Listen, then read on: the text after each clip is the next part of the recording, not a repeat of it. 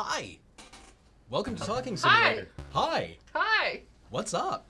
I'm Cameron, I'm Corey. and today on Talking Simulator, we're going to be playing BattleTech in 1 minute and 30 seconds. But until then, yeah, we're we'd vamping like for to time. Thank you all in the community for dropping by our Occupy White Walls gallery and leaving comments. Yeah, I need to check that out. Yeah. Is our guest book just like... Ram jammed. Oh, I need to reply because a couple of dev team people What? contacted me. What? Yeah, they were like, is there any artists you want to see included? Or... Yes. Yeah, I'm like, yes. George Tooker. Yes. Get all of George Tooker. Get his stuff out of where is it? Most of it's in the Tate, I think. But just show me weird, smooth-skinned people who have kind of round features in deeply alienating environments. So that felt cool. I should write them back. Yes. Yeah, I should. That would not be rude, Cameron. That would be considerate and thoughtful of other people's times. Anyway, today we'll be playing Harebrained Studios' BattleTech, and the BattleTech universe is one that has been gamified. I mean, it started as a game, so Board game, right? good use of words. Tabletop.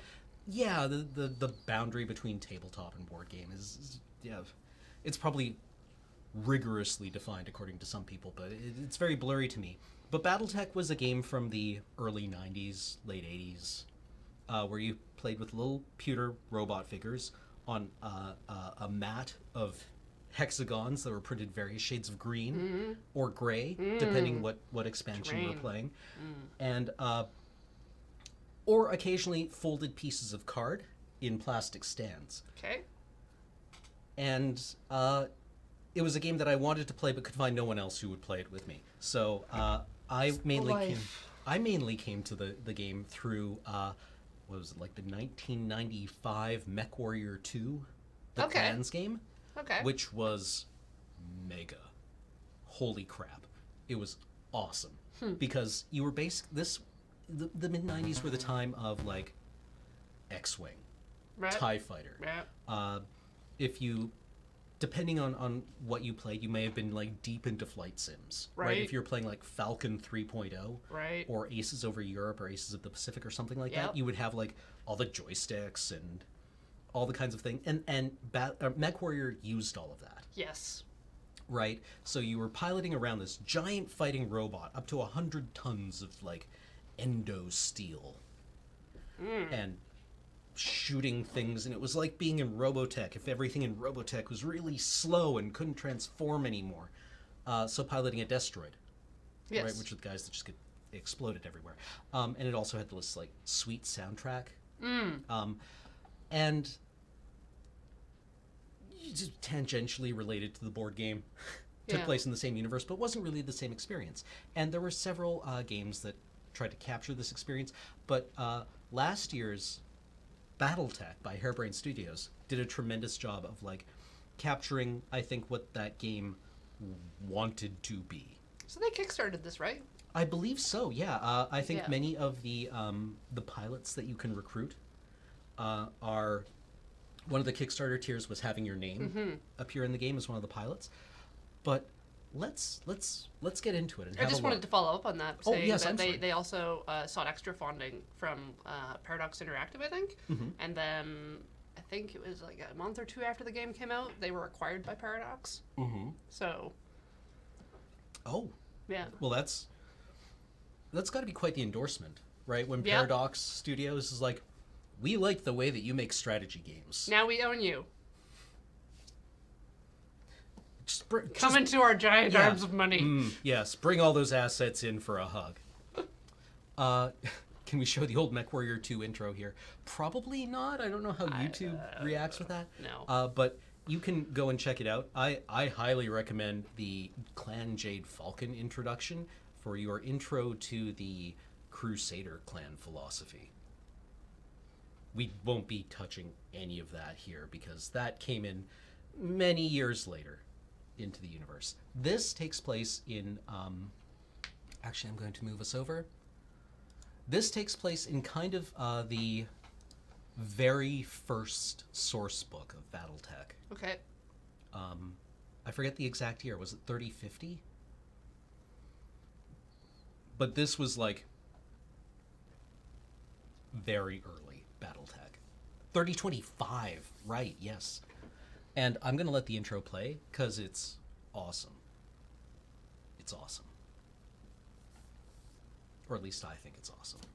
It's awesome.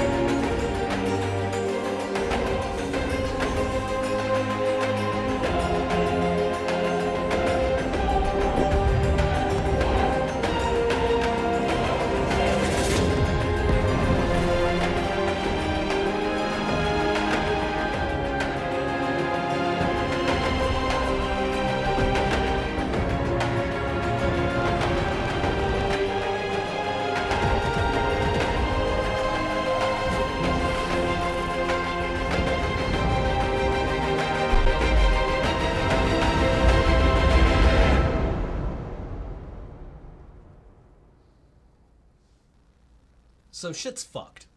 Damn, I kind of want to know who made that cinematic for them. If that was in-house or I if think there's some magical person out there that can make those videos look good. Like, it looks very similar to a lot of the Magic videos. Yes, yes. I want to say it felt like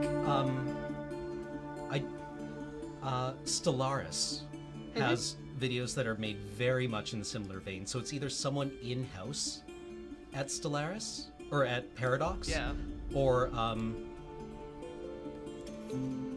there's a great part in Cryptonomicon where he's trying to hack into an ISP that's being raided by the FBI so he can erase files before they steal the computer, and he like reroutes all of his like hacking through these like, you know, bounces off his satellite and goes through a place across the planet and like conceals his location perfectly, and then he logs into the server and it's like, now he reflects on the fact that after carefully concealing where he is, he has to type his name into the server, which will go onto a record of where he is. Whoop, there we go. You have 50 seconds. Beep, beep, beep, beep, beep, No, Beep. no, no. beep, beep, beep, beep, beep, beep, beep. Third password's the charm. Okay. I'm just gonna turn it down a little bit. Or no, wait. No. That Yeah, makes no, sense. it's It's got some reasonable. volume on it. I think what happened is that James... My guess is that James is playing a shooting man's game where he needs to be able to hear things. So, may have Oh. cranked up... A lot of the stuff. Yeah, may have cranked up our headphone volume so that he could hunt and be hunted with great Right. aptitude. Right. So... What do I want to talk about with this game? I want to kind of continue on with a lot of the conversations that we were having around these squad-based tactical games with a strategic component, or strategic games with a squad-based tactical component. Because I like this game a lot, but these games, this style of game, I think may have systemic problems that bother me. This specific game versus like No, XCOM no, 2 like or XCOM 2, XCOM original. Like kind of where they scale difficulty based on making, I don't know, numbers bigger or fights unfair or things like that. It's all interrelated. One of the things that really steams my hams is I was playing this game the other day because I reinstalled it after realizing, wait, why don't I have BattleTech installed? This game is awesome. Why aren't I playing it all the time? And I reinstalled it and I started up on hard difficulty and started playing the tutorial mission. And your mentor character, Raju Mastiff, his call sign is Mastiff. He's Sweet. like this grizzled old veteran mech warrior. Just ate an autocannon round to the cockpit in like the first encounter during the tutorial, and I'm like, oh right. There he is. So beautiful. Mm-hmm. That grizzled veteran was 2 days from retirement. Yep. Well, he was realistically 10 minutes from his valiant last stand. But let's... I believe I have... Do you remember how to play? Yes. Okay. This should be the mission that starts off the game and gives you a sense for where you are in it. Because this is like the... You've gone through the tutorial where it's like, all right, kid, we need to get your BattleTech Walk from this point to this point. Now engage that target dummy. Oh, you seem to be overheating. Walk into the water. All right. So you've gone through all of that, and this is like the first story mission. And one of the things that... Ooh, more cinematics.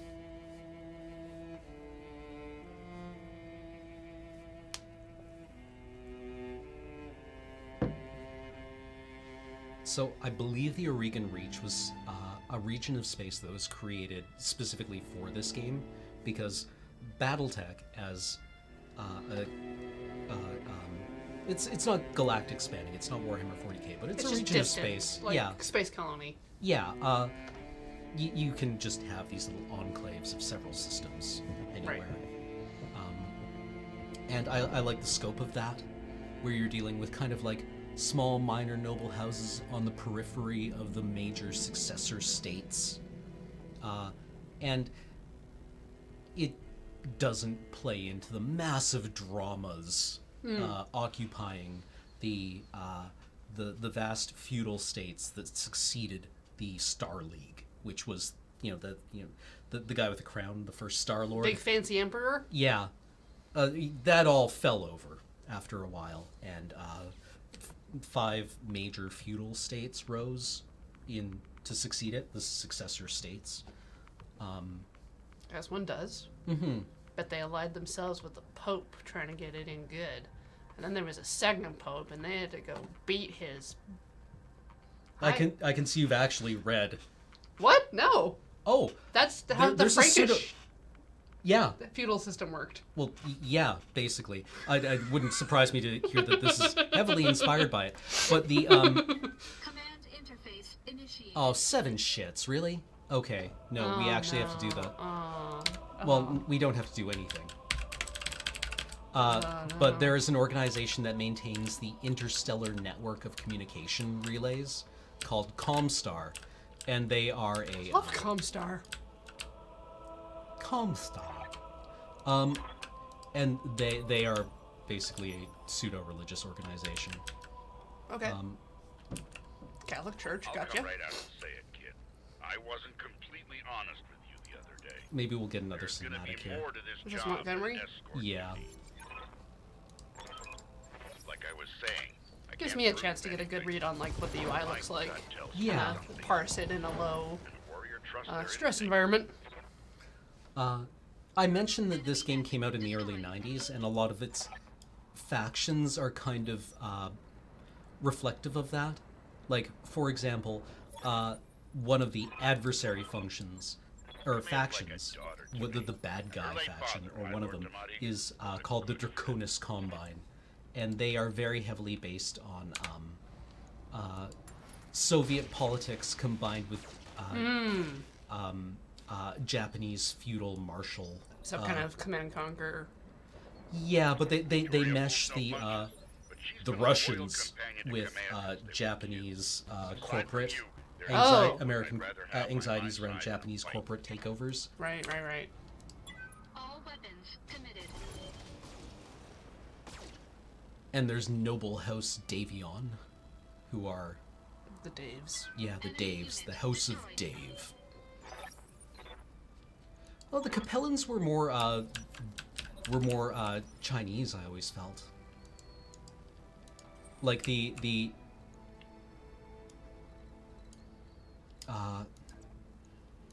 I definitely got a heavy Soviet vibe Enemy off of the detected. Draconis Combine. Yeah, I was afraid of that.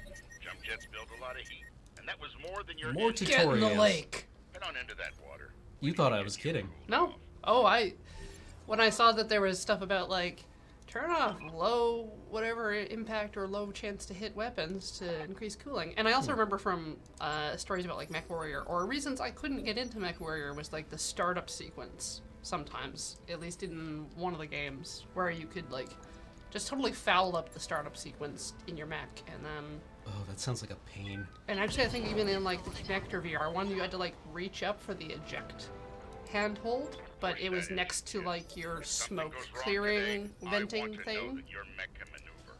That And you would just die if you did it in the wrong order. that sounds like again early '90s copy protection, Oh, I love it. where you would Yeah. have to like refer to the manual, Yeah. otherwise it would blow you up. Yeah, I grew up on like the old Sierra games, so that copy protection is memorable. And I have made a character here. This is the character that I play at home.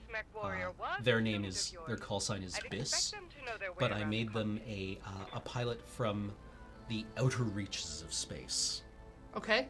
They're one of the backgrounds you can choose is the outer rim, which, you know, basically it's very scattered settlements of people, and weirdos come from the outer rim, and then later on, around 3050, a bunch of people come from the outer rim, and they're heavily armed. As one does. Yeah, so this is my OC, Valentine Tereshkova. Sounds like I was describing Steel Battalion. Maybe.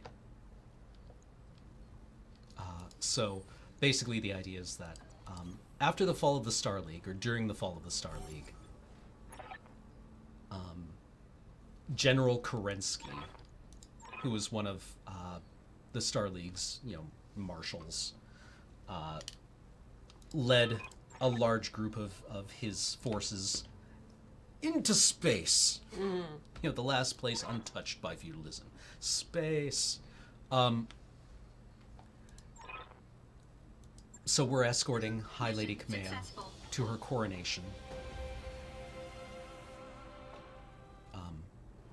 And they settled somewhere out in the outer periphery,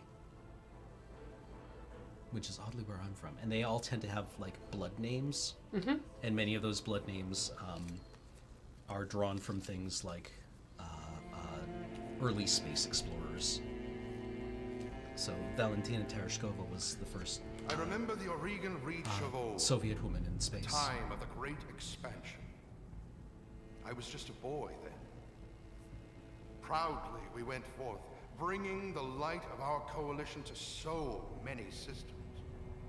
And for what? To see our great kingdom slowly waste away? Year after year, the Council deliberates while our economy falters. And the wolves bay at every door, while Wolves? covetous neighbors plot against us.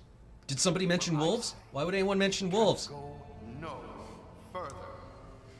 We are here today because if Lady Orana will not act, someone must. I know what I'm asking of you. You will face former comrades, or even loved ones, on the battlefield. I take up Fight your arms mom. against my own niece. But Never remember, mind. today we sacrifice so that tomorrow we can return our kingdom to its proper glory, to its proper strength. So should you fall tonight, know that you did so as true heroes of the Reach. To your stations, for the Directorate! Juicy nationalism. Nationalists? But we're aristocrats. We have to protect our feudal society that's very old and contiguous. And therefore inherently good, I guess. I don't know. Yeah. It's been around. It's good. Yeah. Clearly. Yeah. Oh, I also wanted to say, based on like the first cutscene and this cutscene, like it really hits on a lot of like the aesthetic things that appeal to me in Destiny, or really? Lord of the Rings, or other things. Like they seem to be drawing from a lot of different pools, but also having like that kind of sketchy painterly style, the like dry brush on top of like cell shading kind of. I wonder if that, like, describing it as dry brush, that's really good, because that's, of course, one of the techniques used to paint miniatures. Yeah, that's a good catch. I like that a lot.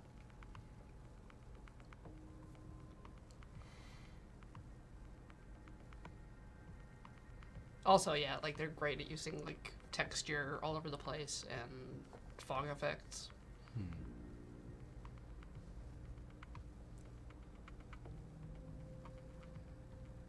Still little man's on his horse. Yep. Look at us. They're basically... Ooh, whole team. Command Yeah. interface initiated.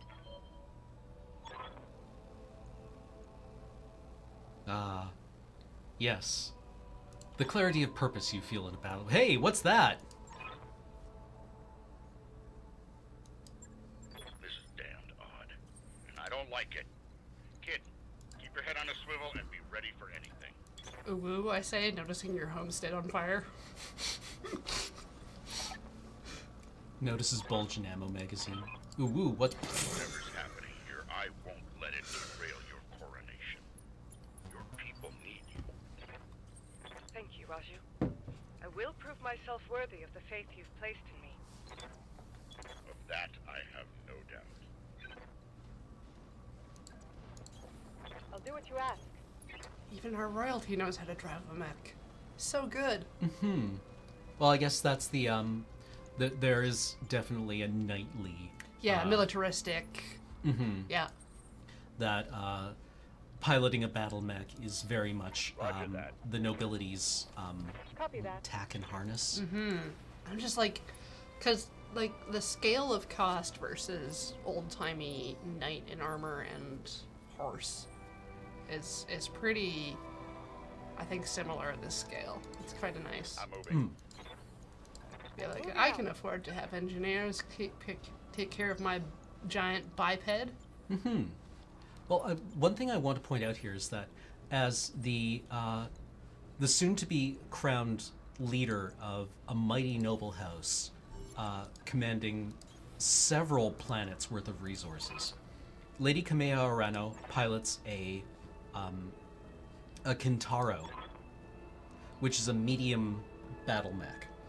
Right? I think a Kintaro is what, like 50 tons, 60 tons in that range.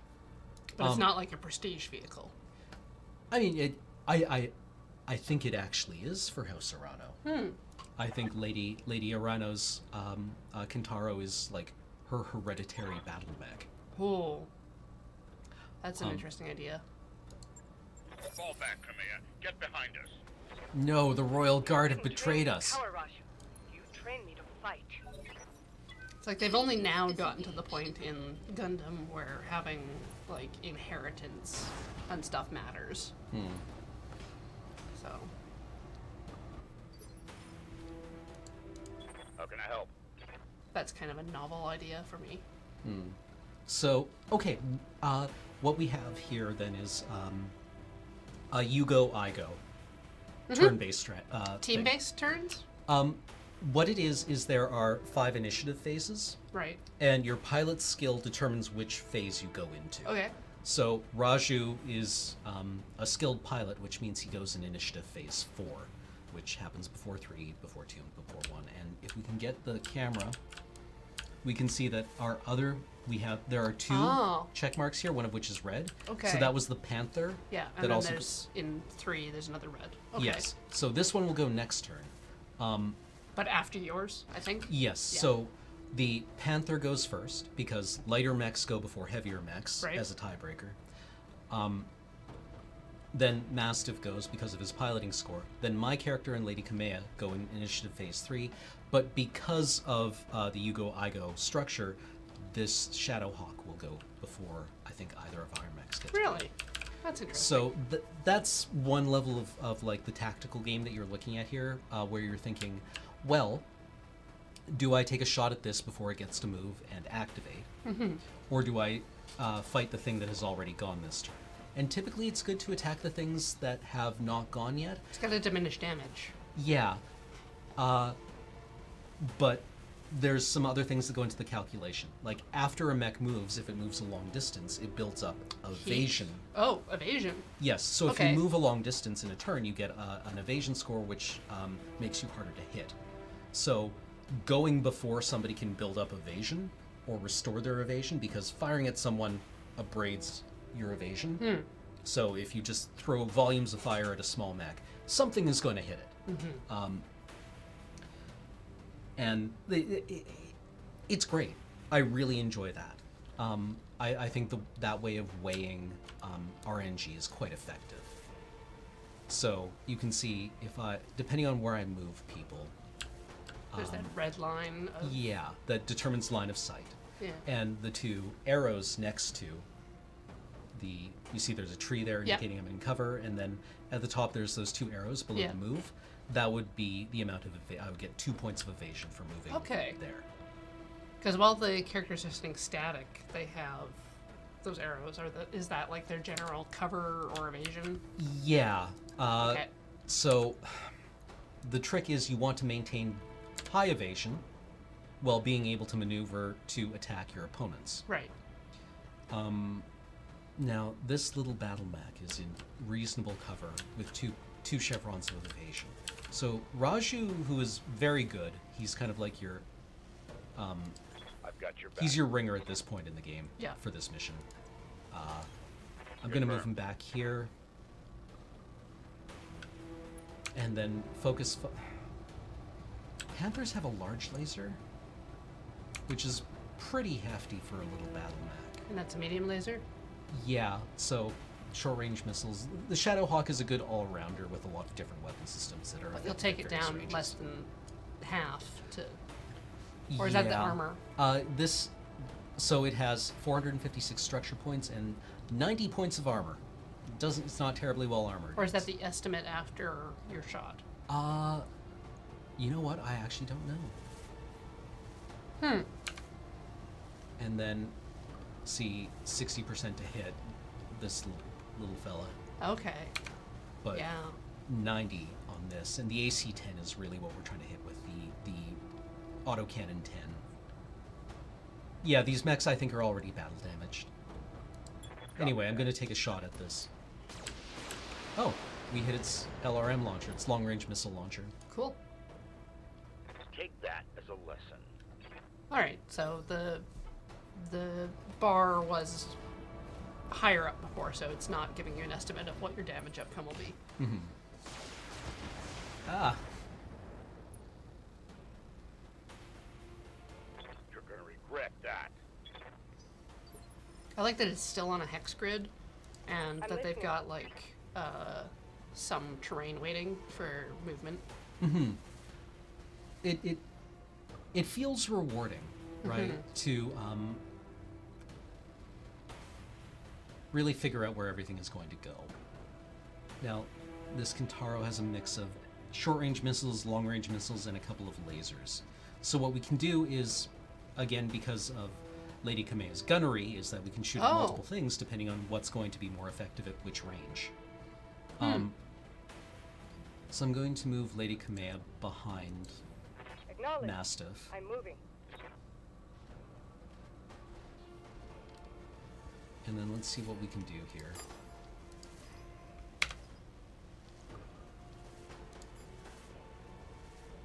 Better chance to hit the Yeah. Shadowhawk with the LRMs, but I think if I put everything into the Panther, Splitting fire. Targets confirmed. we should be able to put some serious hurt on it, because it's just a baby. It's a little one. It's just a little guy. Hmm. And then our battle mech.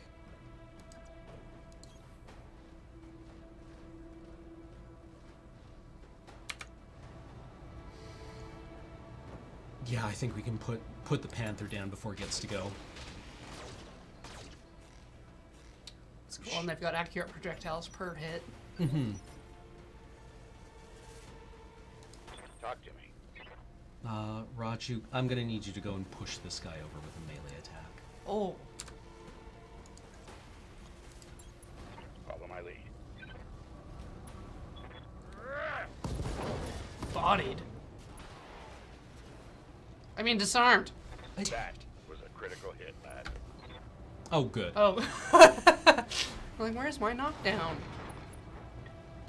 Ooh, 2 Okay. pilot injuries.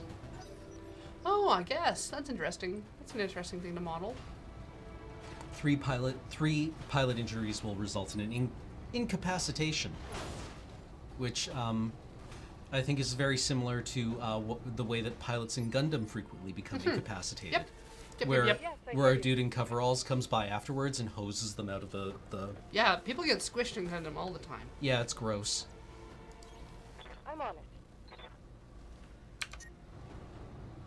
Oh, we're going to overheat. Okay. Actually, no, we don't need to split this fire, I think we can just attack the Shadowhawk and try to put it down.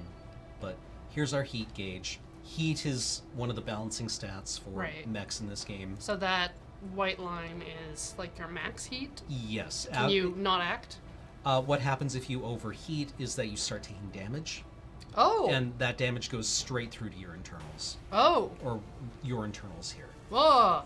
So Do not want. yeah, and it affects all of them simultaneously. So No. it's not a lot of damage, but Is it it hits. balanced? Yeah, it hits Okay. every component simultaneously, which can be bad on the battlefield, but is an absolute bastard in maintenance afterwards because it knocks the mech out for like a long time. Right. Suppose there's less cost for maintaining just shield damage. Armor's fairly quick to repair.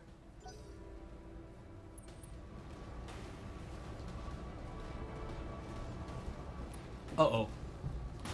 Ooh. Please run out of move points. That shot went internal. All right.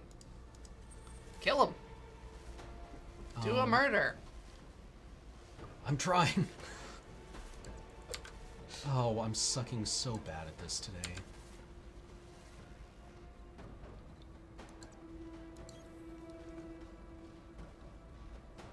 Yeah, people in chat are saying that BattleTech armor or battle mech armor is supposed to be ablative.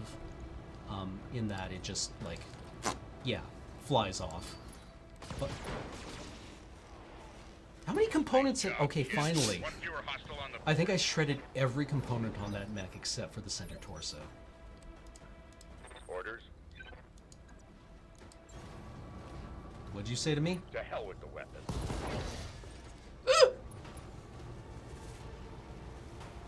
Take that as a lesson.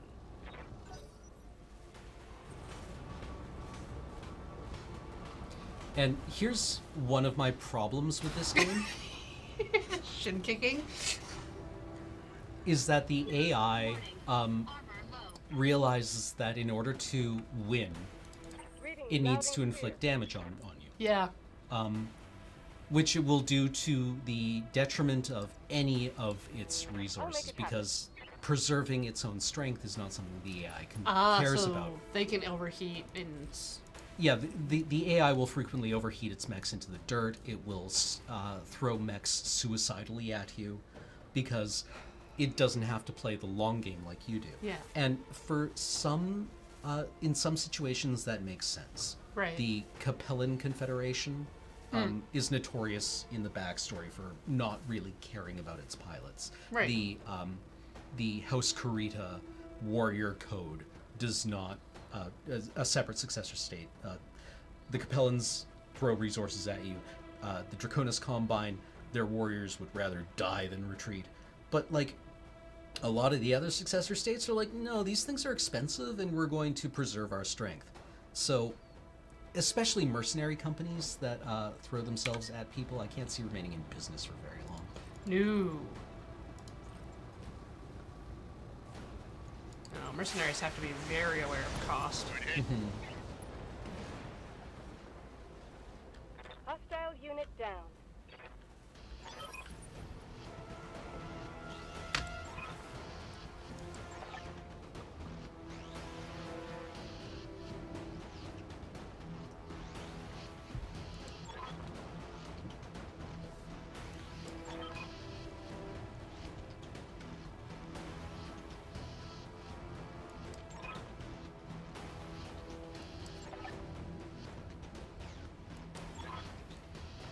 Uh-oh.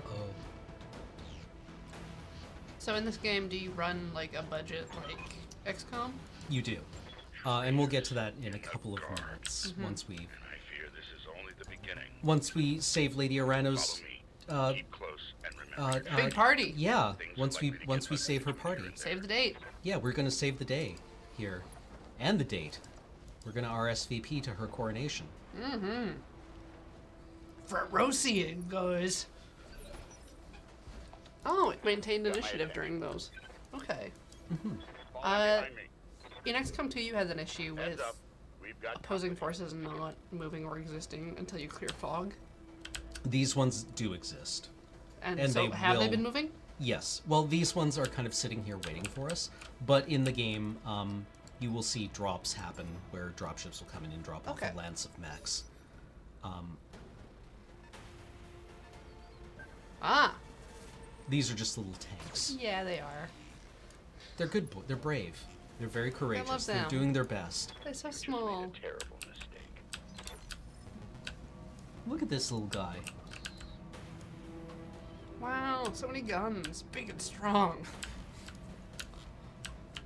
You have my attention. Location confirmed. Oh.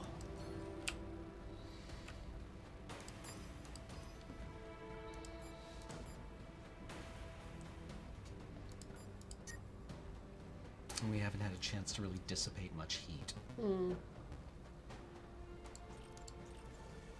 Luckily, I think the SRM should.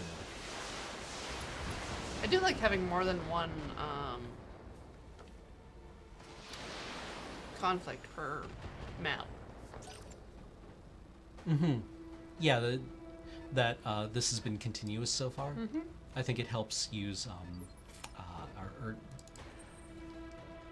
what was I going to say? It helps preserve like the continuity of the story. Yeah. And again, like you said, you haven't dissipated heat, so you have to maintain like mindfulness. It preserves that feeling of desperation, I think, quite well. Yeah. 'Cause you can blow all your resources to win, but My armor's in bad shape. still end up losing. Orders Luckily, this mission is a standalone. confirmed.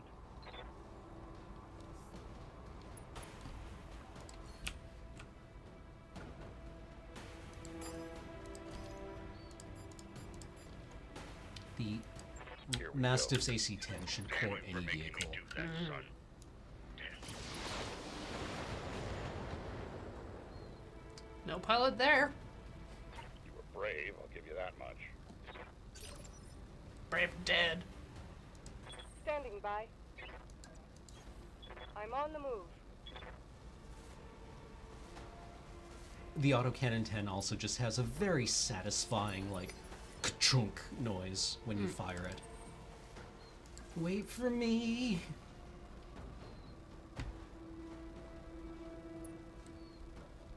Just got gun arms. It's an interesting mech design.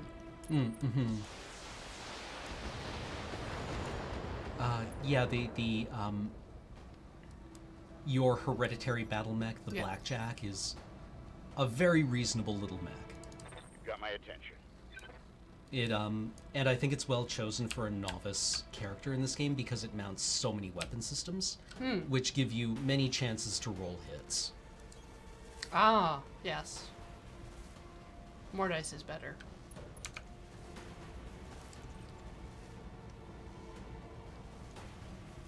Roger that.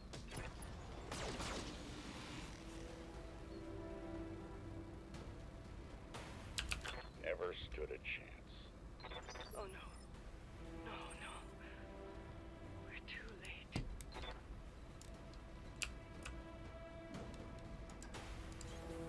Roger that. I'm on my way. I always forget how fast Lady Arano's Kintaro is. Zippy. For a big mech, it's pretty fast.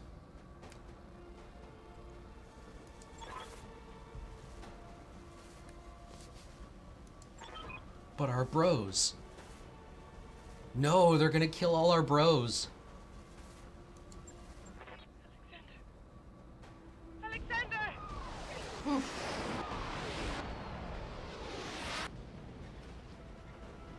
Nice to know buildings are destructible. Yeah, you can send battle mechs like rampaging through buildings.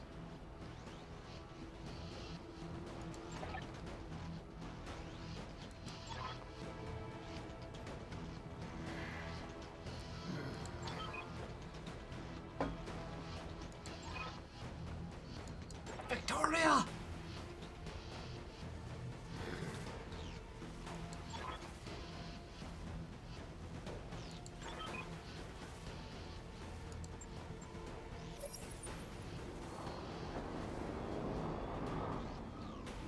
Attention, all Espinosa forces. This is Lady Victoria Espinosa. Lady Arano is to be apprehended and taken alive by my command. Fail to follow these instructions, and you will have me to deal with. I'm gonna flatten this spider since it's very zippy and is a pain in the dick. Roger that. Otherwise. Miss. Good hits, good hits. Punch right through his armor.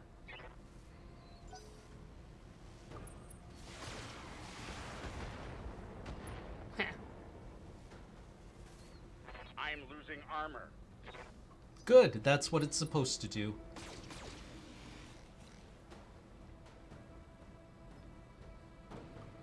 The bastard breached my armor. Tell me what you need. Confirmed.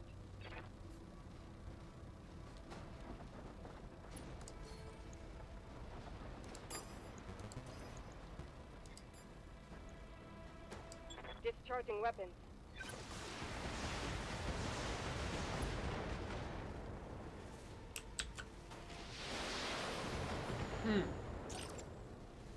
I probably should have focus fired one of them.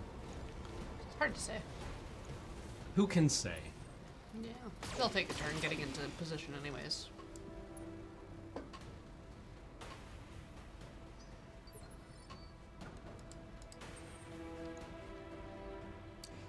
Yes, BattleTech's physics are a bit dicey. Like the small autocannons have better range than the big autocannons, which I think is backwards. Don't typically large guns fire farther, Yeah. requiring That's why like- they're big. Yeah. All weapons committed.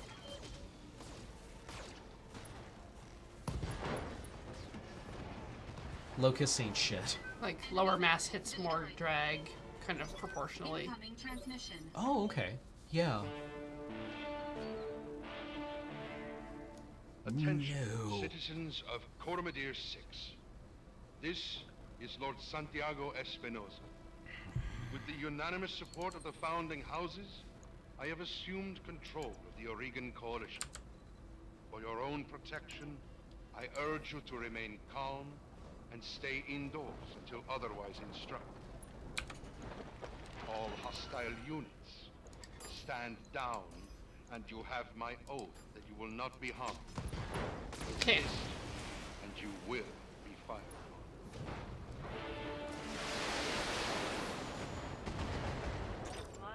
father. Yeah. So what I meant specifically was it takes more That man.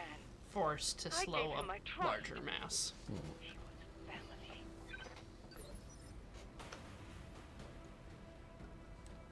Yes, I hear you. Steppy? Sounds good. I'm moving. It's time for Steppy. No, Steppy! No, Steppy!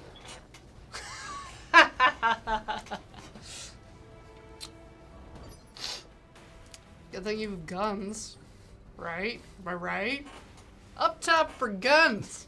No? Oh. Oh. Doesn't look like it tracks ammo It does. We have, for... Oh, I can read. Good. but it's the way that it. Oh, headshot. Nice. Boom. Headshot. You can run out of ammo on longer missions. So that's the different lasers build up heat very quickly, Right. but don't require ammo. Autocannons don't build up much heat and use up ammunition. Missiles use up ammunition very quickly Okay. and build up a lot of heat.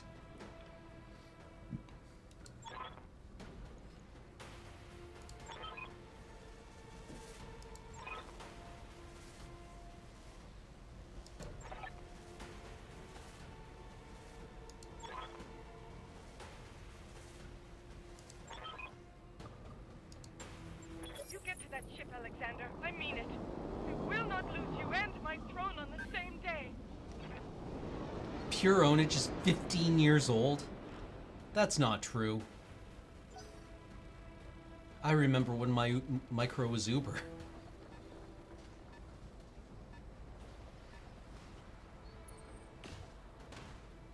Ow!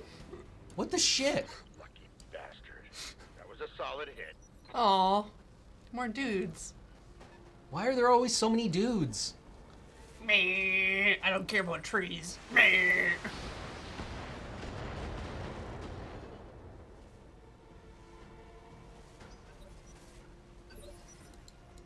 Talk to me. Roger.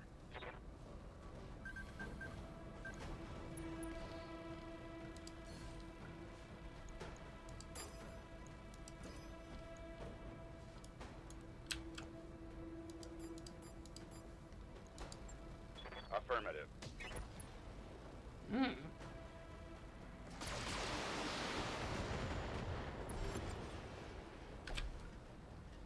Vehicle down. The poor bastards. Get to the chopper. I'm listening. Get to the chopper! Y'all! Ah! Y'all! Remember in Total Recall when Arnie falls down the hill and makes the Arnie agony noise for like 6 minutes straight as he's falling down the hill? Y'all! He just like puts his hand on the oxygen generator. Yeah. Well, it's secret oxygen on Mars.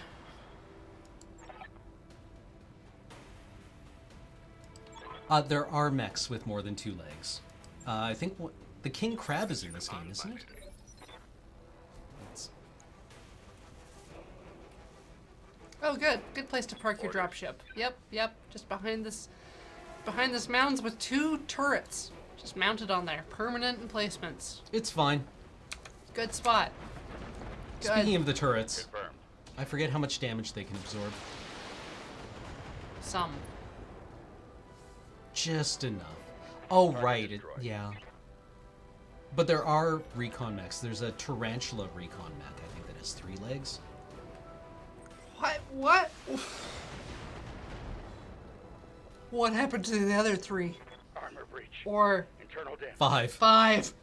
I don't know. I think they were distributed to other mechs. Doesn't the tarantula have 3? Reading you loud and clear.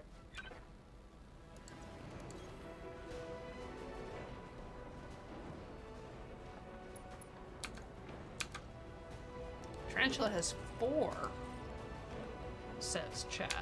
Oh, okay. Letting my gut hang out also says counting is hard. But that's assuming I remembered how many legs spiders have. Standing by. Confirmed.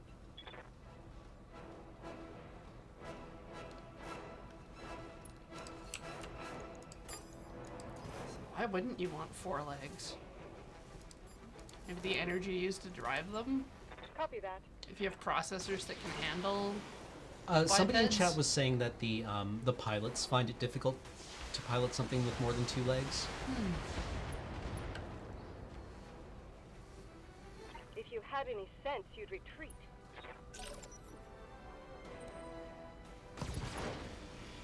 Oh, Oh, You're in trouble now. yeah, you're in trouble now. I forgot. Mastiff has like 5 healths. It's Got beefy. my attention. Most pilots only have 3. Copy that. Yeah, and pilots typically like strip down when they're piloting because they generate so much heat. Wow, so many fluids. Definitely spray down the cockpit afterwards. Target destroyed.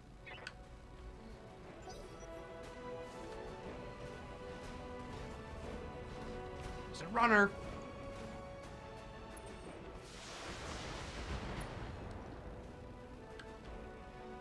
They punched through my defenses.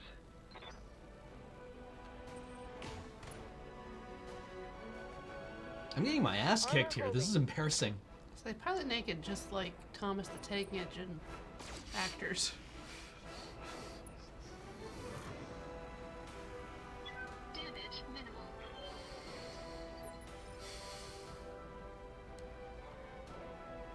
Tell No. me what you need.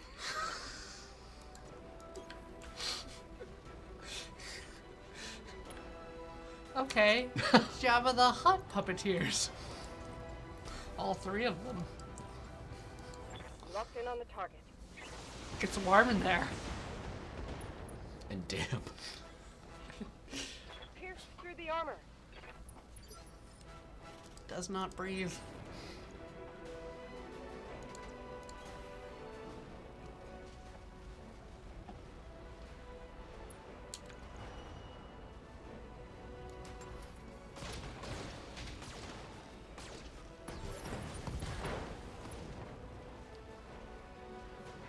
Oh yes, and with the huge number of weapons that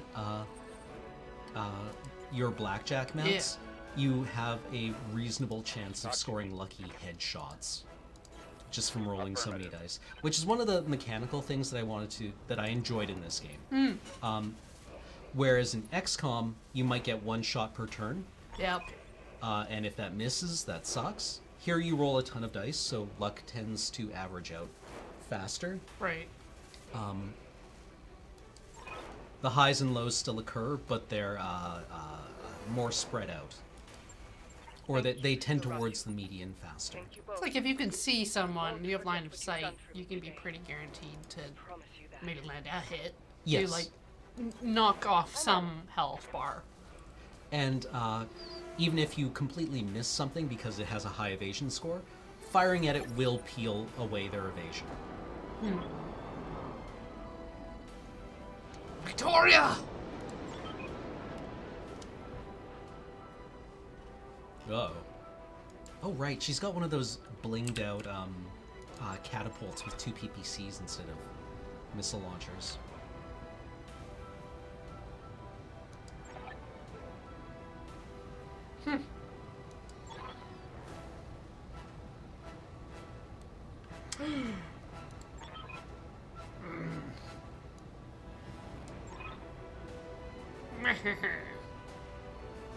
Nani?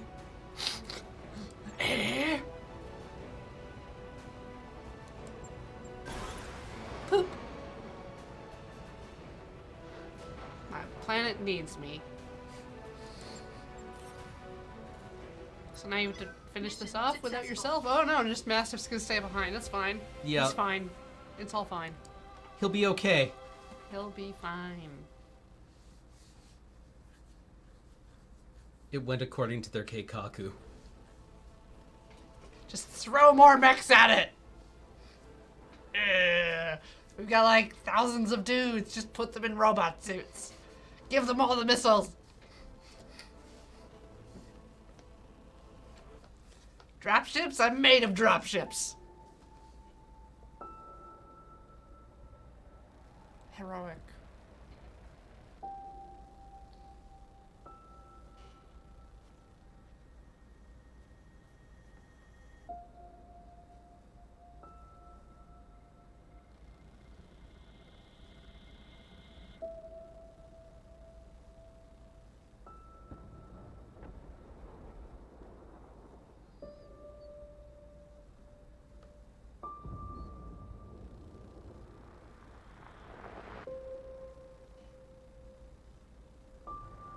So he dies in a cutscene, so you could have had him take more damage. Yeah. It's true. Ooh. Ooh.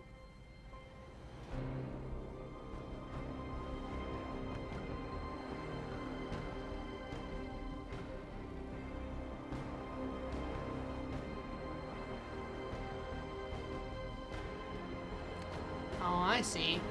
Victoria is with the militaristic bad man. Oh, she's his daughter. Yeah.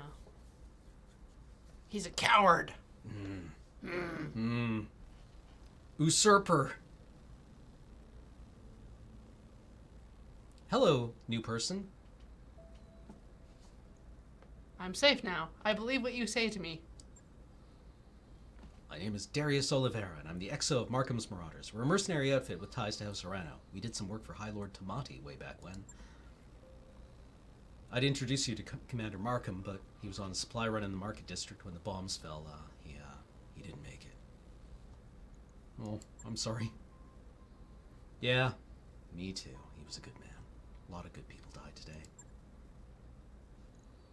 We picked up your distress beacon on the emergency band as we were on our way off planet. After seeing what happened to Markham, it didn't feel right leaving you in the hands of this new directorate. We did a sweep of the combat site, grabbed your ejection pod, and ran.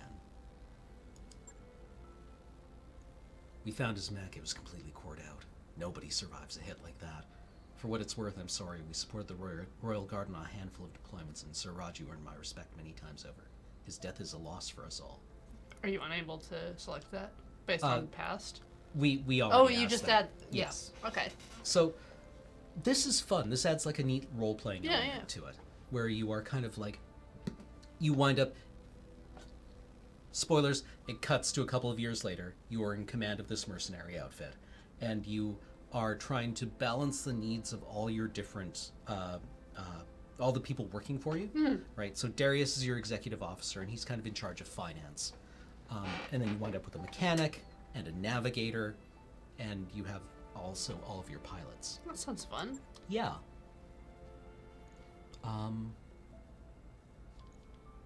Lady Arano is dead.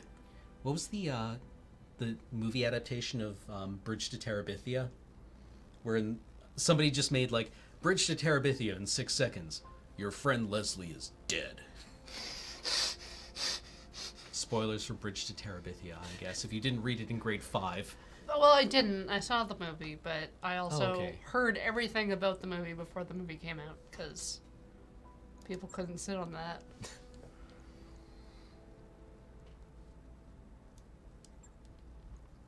All right.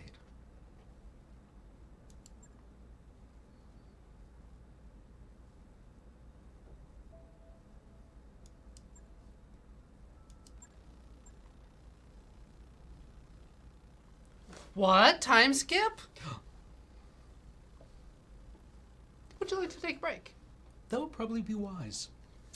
Let's take a break, and we'll be back in a few minutes. All right. All right. A few minutes. This button.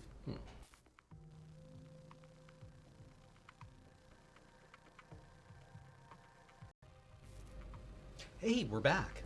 So we'll be continuing on now with the first campaign mission. The first mission. Interface And we have all kinds of people. We have Biss, who is us. We're working for miners, fighting other miners. It's very glamorous. And this isn't Iron Blood Orphans. Another Gundam. A non-universal Century Gundam, but still a Gundam about a mercenary group. Well, it's, don't worry about it. Got it. So, this mission is a bit of a bother at times, but I've played it over enough times that I now know how to kind of do it. So we have our lance of mechs, featuring me, and then Glitch, who is kind of our gunner, Behemoth, who is our tank, and Decker, who is here. Did they try to flank you off the side? What it is there is a there are turrets scattered across the map. Oh. But the generator is up here. So your first objective is to attack and destroy the generator, and usually what you might expect to have to do is fight through levels of fortifications until you can destroy it, Battle of Hoth style, where in actuality you can just send a battle mech with jump jets around here for a sneaky peek at it. Yeah.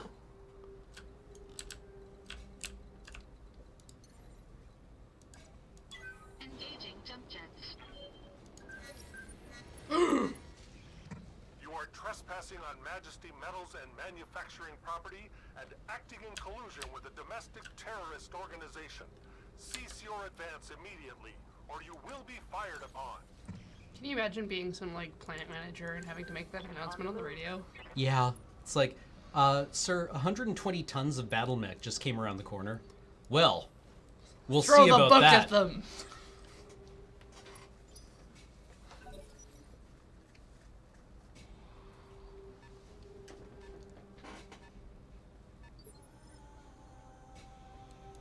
Waiting for orders. Spectre says they saw a Reddit thread about 4 days after release saying my Decker is still alive, AMA. So I'm taking it that Decker is... Decker pilots your most fragile mech, and he has no relevant skills until you get him leveled up a bit further. Once he gets a couple of levels, his archetype is to do sensors. So he can fly around and he can paint targets, which peels off levels of evasion and makes things easier to hit, Right. and can identify things that are outside of line of sight, and can designate targets for your non-line of sight weapons to use, like your LRMs.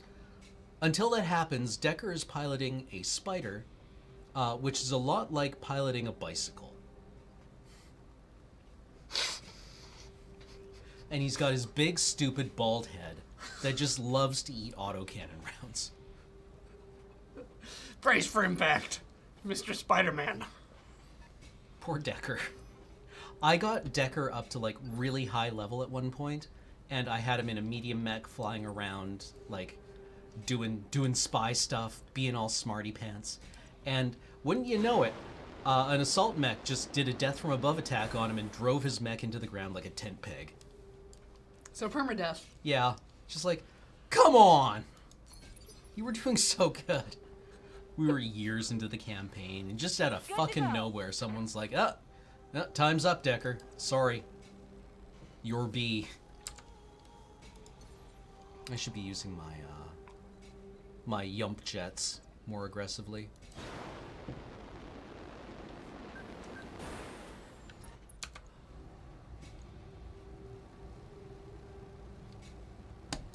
Roger that. Firing on target. Phew.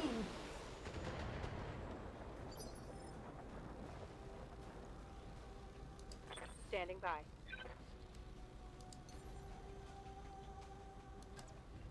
Affirmative.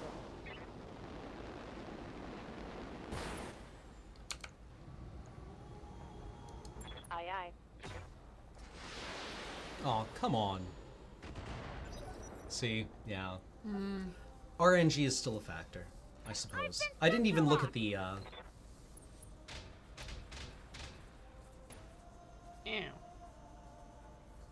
You got nothing, you hear me?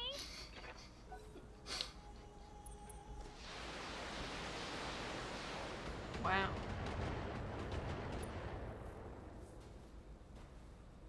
Nice try. in my experience, death from above attacks are something that you have to worry about the computer doing, but are rarely worth it for you because they damage your mech's legs. But if you're the computer and don't give a shit whether your mechs make it back to base or not, then, you know, it's totally fine.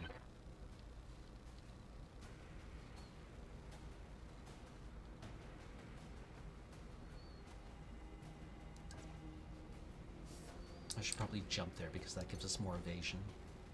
Yeah, 4 points of evasion. Look at Affirmative. We got company. 30% to hit. That rock looks permeable. Everything I've got. Well, gotta throw the dice. Missed.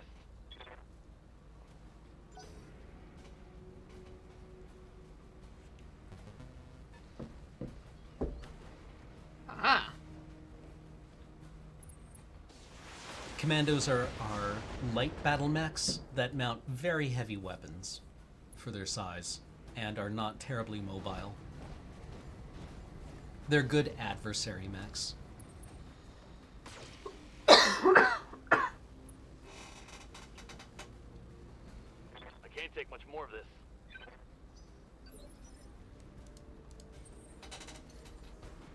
Oh. Getting in range of that generator. Tell Lord Vader he may begin his descent.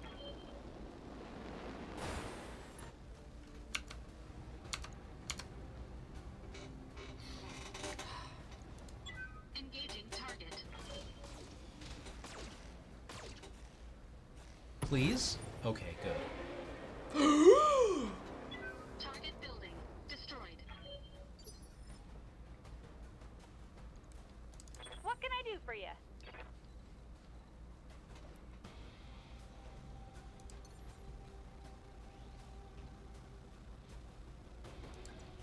So does this game go through the same kind of recruitment rookie thing that XCOM does?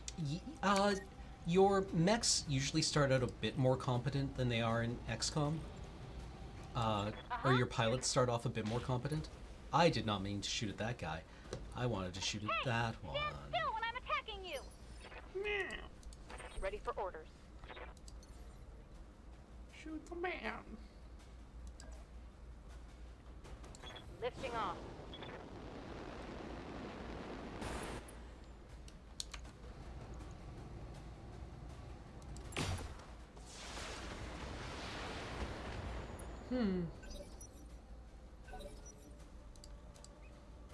Light battle mechs are real little bastards because they just run around being like, "Ha! Can't catch me," and then you land one hit on them and they explode. Which is what's happening to Decker right now. Yeah. Where that entire volley of missiles seem to hit him. Can you shoot and then move? No. No, you have to... There is a piloting skill that allows you to do just that. Does Decker get it? Jumping. It would be nice for Decker to get that, yes. Because his little squishy body is just out there on the line. With his lasers. He has 2 lasers weapons and are punching. go. Malaser. You heard me?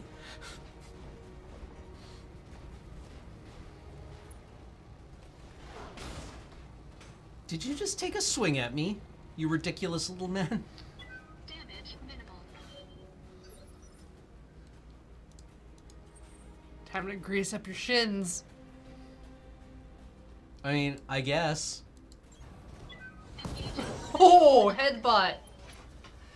You know, I thought the head was a vulnerable location, like where all your sensors were, On you, maybe. but I hear ya. turns out On a- antennas just like come back. On our pilot character, the head is the sturdy part.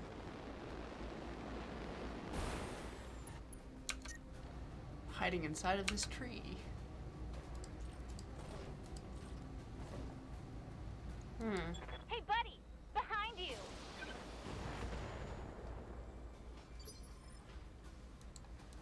Yes, Commander.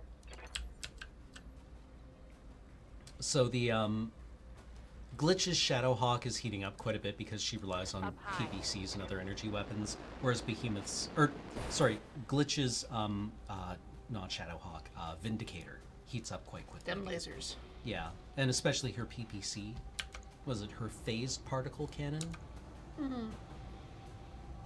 Something like that. Whereas Behemoth, who relies on an ace autocannon and with a couple of supplemental energy weapons and missiles, has quite a lot of staying power. Projectile, particle projection cannon. Okay. Okay. Plasma cannon. Yeah. Thanks, I'm clockwork. Uh-oh. They're getting reinforcements.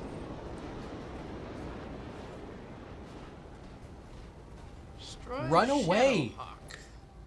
No, If you it's ever like- find yourself running into the exact same... Yo, that's not cool. Just stepped right in there. If you ever find yourself stepping over a comrade's body and standing on top of it in order to do the exact same thing You that gotta they punch did, up, man. You gotta punch up.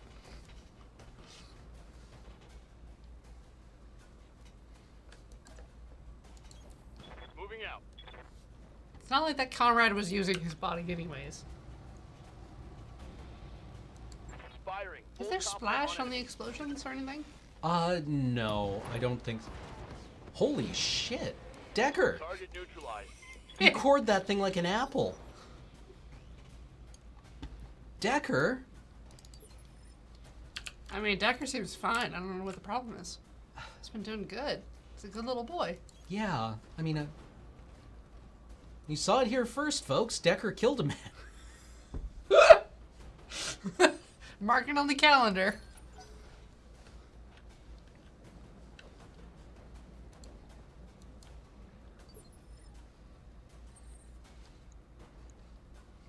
All right, let's go and put the corpse in CorpSec.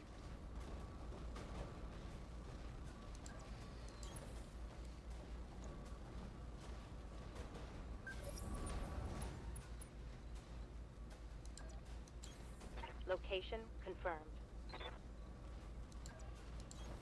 On my way.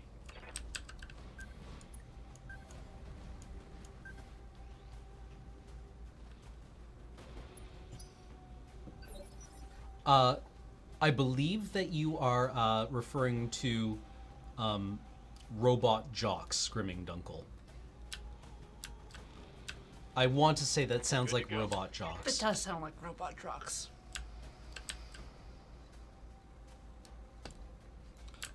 We got backup from Beaks and Oil Slick.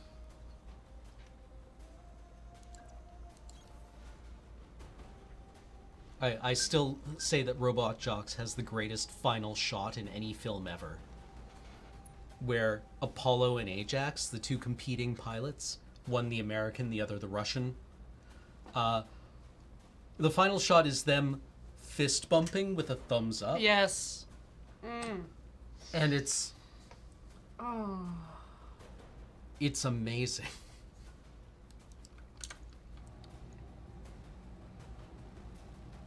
I copy. It's just, it's amazing. Yeah, I don't know if I can think of a greater closing scene.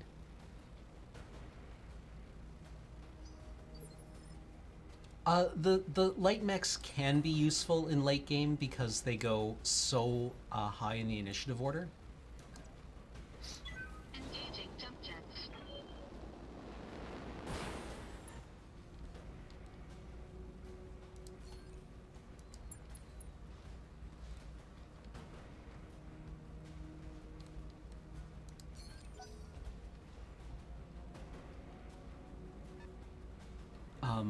And they're maneuverable, difficult to hit. Good pilots can take advantage of them. They just can't pack the weapons that make late game, or that you typically need in late game. Waiting for orders. Although putting an electronics countermeasures pilot or an ECM pilot into one of them, although ECM doesn't really exist at this point in the lore, they can do work. They can do work. No sweat.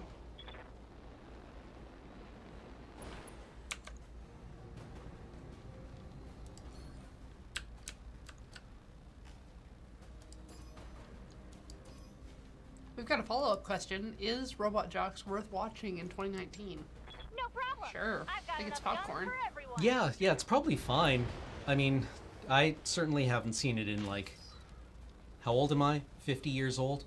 In about that length of time? Heyday. I wouldn't know. I don't think I've ever seen it. I seem to remember that Sid Mead did the visual effects. I think they hired Sid Mead to do Huh. the visual effects. That sounds That's right a to me. name. Yeah. I was thinking, like, because you mentioned Bridge to Terabithia, and for a podcast that I have never produced, I watched a movie called Explorers. Mm-hmm. Not The Explorers, Explorers, which is kind of like same thing, where a child is imprinted by an alien consciousness and gets information about how to build super tech. Yeah, and they fly a washing machine Yep. to the alien According to spaceship. the Yep. asteroid. That movie ruled. And it's Robert Picardo in like a prawn outfit who just watches cartoons, and it's like deeply sinister. Wow. And it's just like these two alien kids that have like stolen their dad's spaceship and have gone for a joyride. And there's like no stakes and everything's fine, but it's also like a deeply disturbing movie to watch in 2019. All weapons committed. Wasn't River Phoenix one of the kids in it? Yep. And they're like 8. They're all like 8. See, this is where light mechs like this excel. They can just fly around taking pot shots at things, peeling off defenses. Oh, except... Except when he can't. Yeah, except when he can't.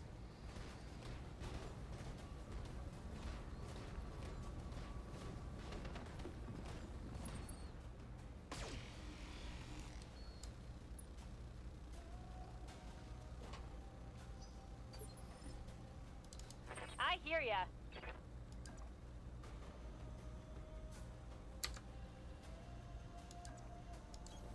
Coordinates received.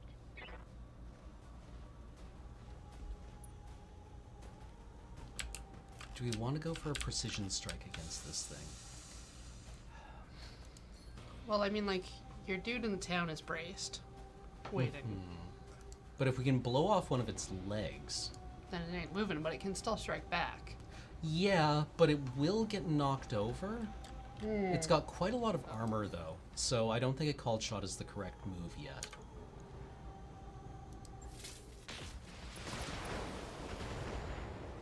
Good work, Glitch. Commander. And Behemoth can afford to use her jump jets much more aggressively because her mech is much more heat efficient. Engaging jump jet.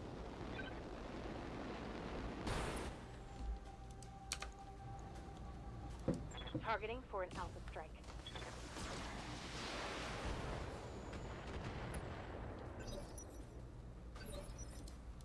Receiving you. The alien in Explorers is Robert Picardo. Mm-hmm. I did not know that. The boy youth. The one with the Coordinates Looney Tunes cartoons and, like, the bomb dropping. Yeah. Yeah. Who was the sister played by? Confirmed. Nobody. Nobody? I don't know. I don't, Okay. I don't remember. I can click this IMDb link Okay. that I assume is the movie I was talking about, Explorers. Ethan Hawke, River Phoenix. Yep. Looking for alien names. Wak Wak Neek, Neek's Internal father. structure Oh, so I guess Robert Picardo was 2 of the aliens. Oh. Karen Mayo Chandler. Don't know that one. But apparently she was in, like, Beverly Hills Cop and Dark Planet and Prince Valiant. Huh. Not too many things, though. Little bits.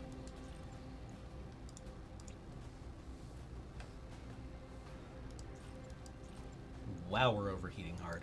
Targeting rear armor.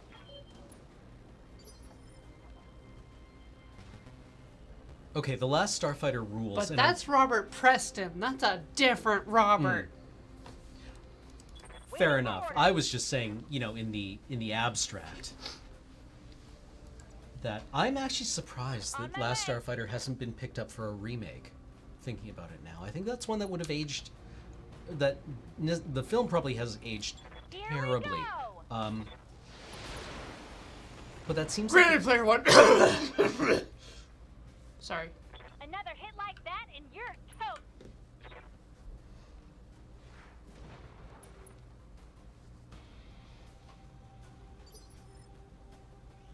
Ow. It was loud. I'm sorry. I should have. Ow. Oh. Have Oh, you read the you're right. second book, Armada? Oh, you're right.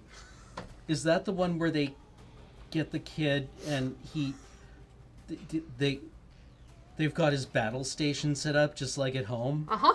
And a vape with his favorite breed of pot? Yeah. And they're like on the moon running these pods.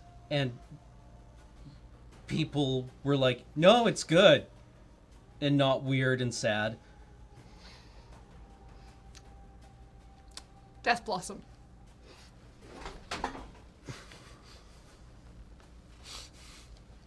What's up, boss? Sorry, you were doing some wholesome sci-fi over here.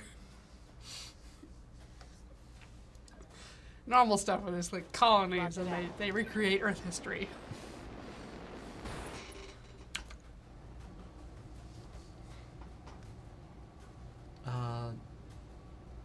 I guess center torso. Even though it's usually pretty heavily armored. Good work, Behemoth. Good work.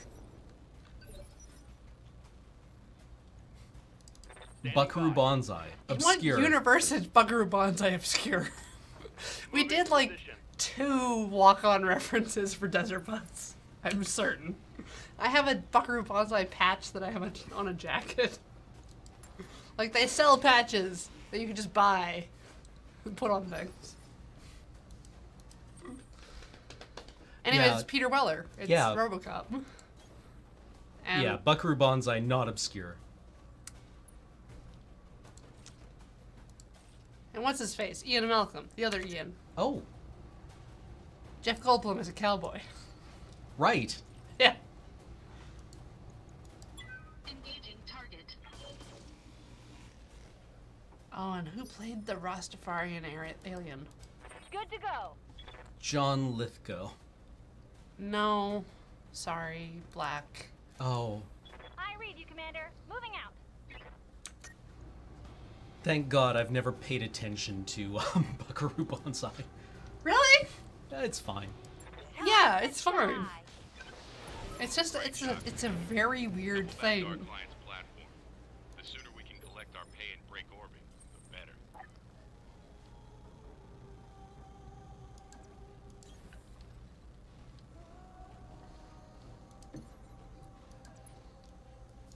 Like, it feels like Last Starfighter ran into a Wes Anderson. Well, I mean, Wes Anderson even made a reference to Buckaroo Banzai in Life Aquatic. yeah, Life Aquatic with Yeah. Steve Zissou. Possibly doing the actually probably doing the Buckaroo Banzai end credit walk better than Buckaroo Banzai did. Maybe. At least more technically adept. Yeah. And the soundtrack for Life Aquatic is amazing. It's a lot of like David Bowie covers on You Spanish betcha. guitar. Yeah, and it works really well because it makes you feel just out of place, right?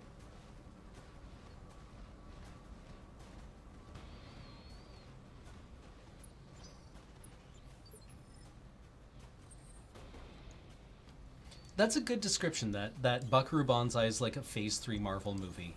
Moving out. If none of the other Marvel movies had been made. On it.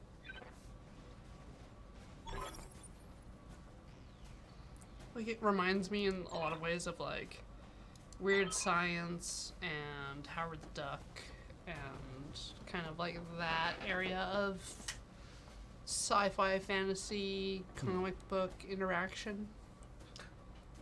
The dudes who hired us want to steal our battle mechs.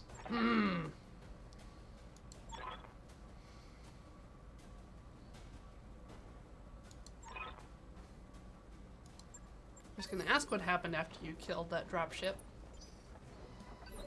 of dudes. Yes, Commander.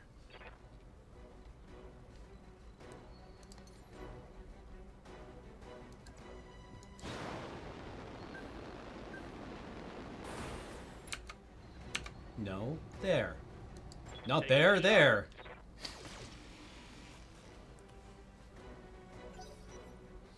His tiny little damage.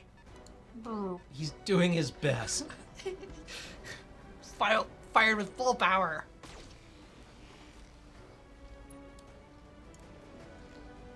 Decker's doing his best.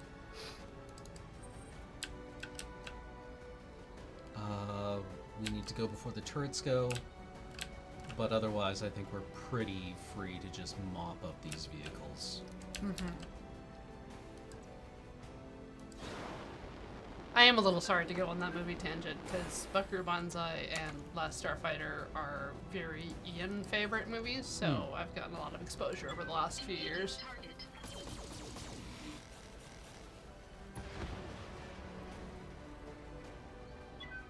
Oh, I know killing the generator kills the turrets. Don't worry. That's why we killed the generator first. Well, I wasn't able to quite kill it, but Well, we we'll tried. Get there. Decker We'll get there. tried, okay? He's doing his best. He He's tried. a good boy who's doing his best. Waiting on Leave you, Decker Commander. alone.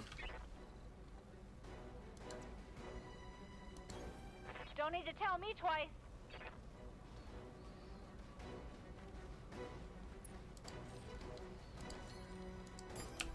Yeet. I don't even think we need to fire the PPC at it. That's a lot of Here we heat for no go. whiff effect. Glitch, glitch, glitch, glitch, please. Glitch, please. Receiving you. Oh well, it worked. Not quite. It worked. Some damage was done. Damage occurred.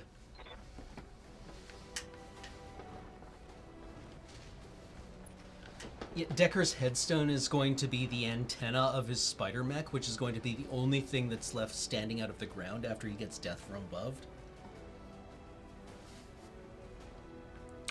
I figure he takes a missile to the core. Dude, Decker usually gets murdered by, Just getting punched in the face. yeah. Firing. Armada, that was the name of the, Rot it down. wasn't it? Yes. The Ready Player One Yes, sequel. yes, yes. I remember reading a review of it where the reviewer was just like, holy fucking shit, this is real. It's fun Is it? and definitely doesn't See, look make at you that. think about culture They, where it stands. Losing lots of armor. I also listened to the Ready Player One narrated by Will Wheaton, which is something. Can't remember if Armada was as well.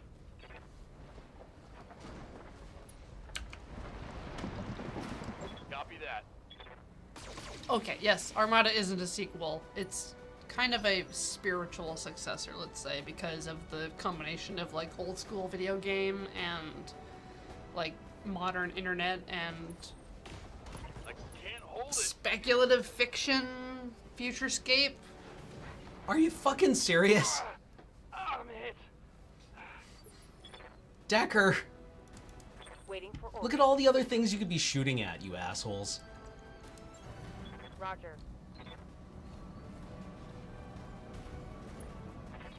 And Sure.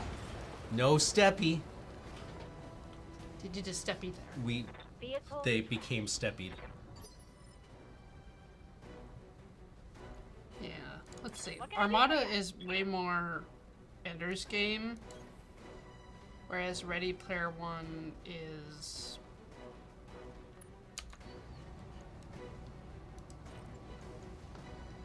Got it.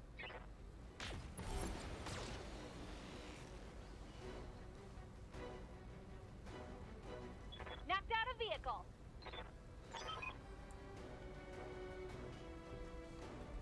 like, I mean, it references Bueller's Day Off a lot in the book.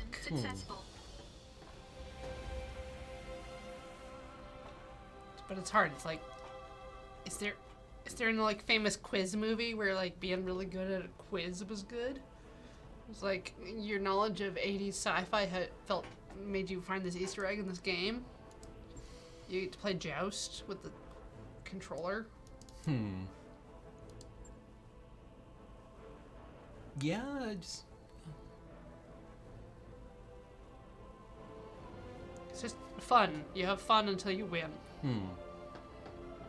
Except for the explosions.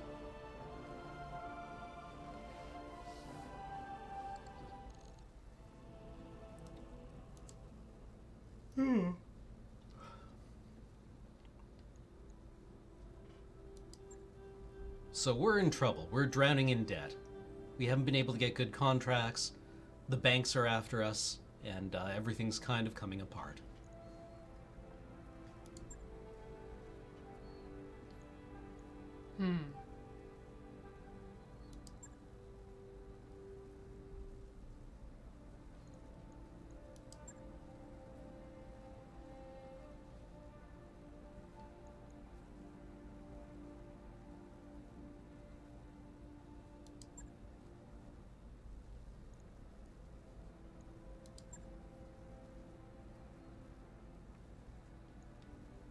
Mercenary Review Board. They're the brokers who arbitrate contracts. Rough. The future is so rough. However, that was a board-certified contract that we were just betrayed on. Jeez. Junked SA. I'm not sure I'm familiar with the Westing or Westinghouse game.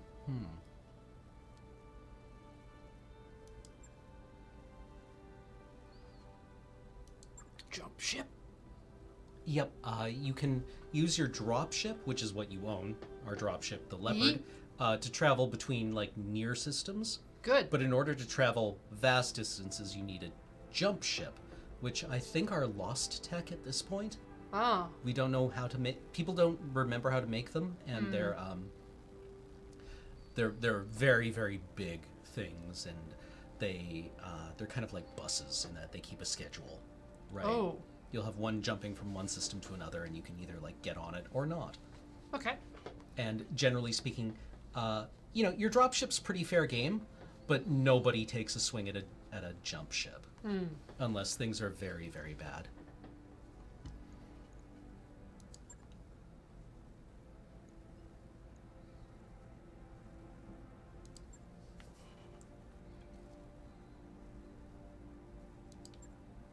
So we have to find other work, and with a swiftness. So Mech Bay. Right. Yang, what's the damage?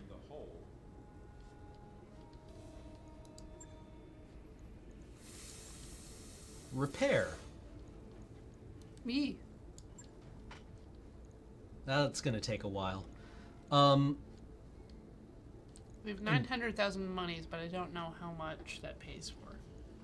It'll keep us going for a little while, but it's very hard to hire new people. Oh, right, and we also have Medusa. Oh, We have a pilot. spare pilot. Good. Bring him on. Orders. So we can start leveling up other skills. I Okay, think. so they've got skill tracks Yep. that cost. Okay, for big increments. Yeah. And I'm trying to remember what the clutch skills to get early are. I seem to remember getting your toughness up a bit. And also unsteady threshold was quite important. So toughness would increase like your soak, but also lower cost for maintenance. I don't know if it does or not. Does taking less damage cost less? It's been a while, I'm not gonna lie to you. No problem. But look at all our XP. Do we want guts? Tactics. Tactics are nice because they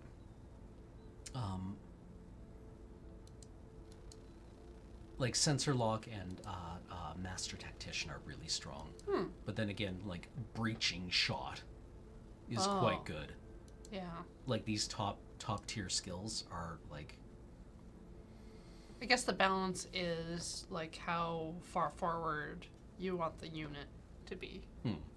It's like, are they going to be taking shots, or are they going to be like dealing shots? I think our Blackjack is a fire support mech. It mounts a lot of lasers and long-ranged autocannons, so we tend to hang around the mid-range and dish out damage. So for that, we're going to need gunnery. What does Guts give us? Guts gives us additional health. Yeah. So that's quite like what handy. skills? What are those? Sorry, Bulwark is a very important skill Yeah. for tanking damage, and Oh, extra heat. So that works well with lasers too. Yes, like that's- if you're in the mid range, then I want to say this is new. Did they rebalance these skills at some point in the last several months? that'd be nice. I mean, the game came out recently or long enough ago that both are plausible. Yeah, they have poked at skills a few times. Well, I'm just going to start leveling up my skills until I start What can I do for getting you? towards certain things. Oh, and Biss has more injuries available than Glitch. Oh, It's like yeah. you get 4. Yeah, because we're the pilot or the player for character. Or maybe Yes, let's just our Commander. guts score. We have 4 points of guts. Yes, Yep. that would do it. Plus 1 health. Waiting for orders. Nice. So I remember usually for the roles that Glitch finds herself in, Ace Pilot is quite good. Right. Specialization gunner. So maneuverability and targeting are really Yeah. damage dealing. And then Medusa is just kind of like, "Hi, I'm your backup. I understand one of the other pilots exploded last mission." So he's generic coverall, Yeah. which is why he hasn't really upgraded in anything. Standing by. Oh, but we can upgrade Decker. Yes. So we'll give him target log. Commander. Is that the painting? Yeah, that's what you use to use your sensors. Waiting on you, Commander. So you're if we're going to compare this to XCOM, you said trying to drag back the conversation to what we're supposed to be talking about. This is very much the anthill, right? I think this owes a lot to XCOM's anthill view of your base. Of your base.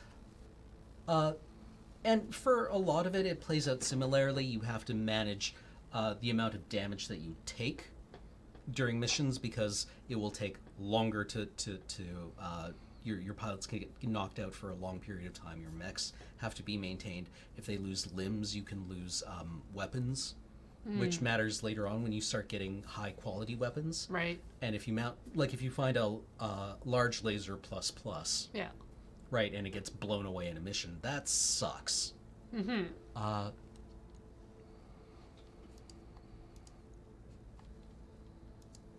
What do you do again? Just mouse over.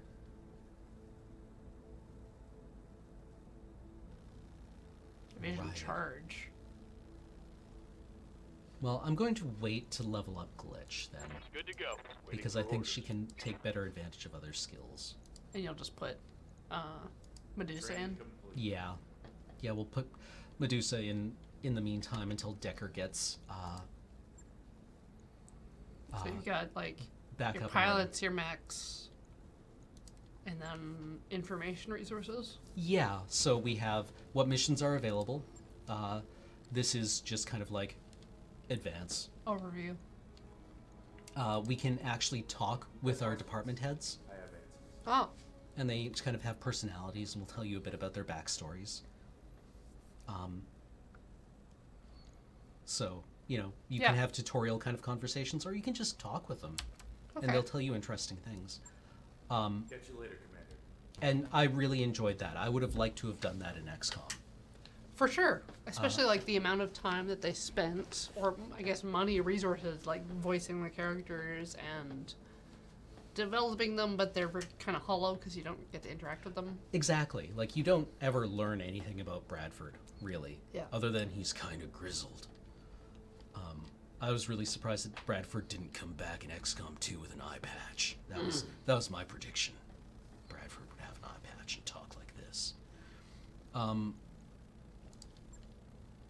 Barracks we've already looked at. The mech bay is where Yang hangs out, and navigation is where we navigate between multiple systems. Right.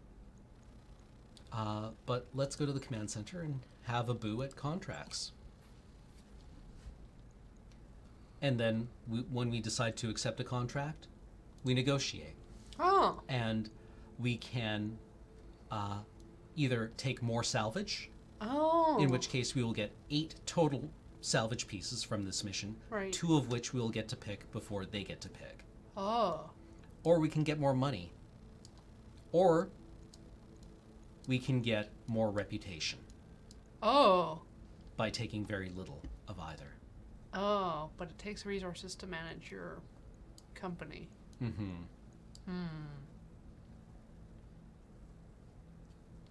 So we're being hired by pirates here to attack the magistracy. Canopus. Magic Tracy. Magic Tracy of Canopus. Magic Tracy. Canopus. The Canopus. The Canopus. We're gonna go take a kick at the Canopus. with the pirates. The magistracy they're actually pretty good dudes. Full of pus.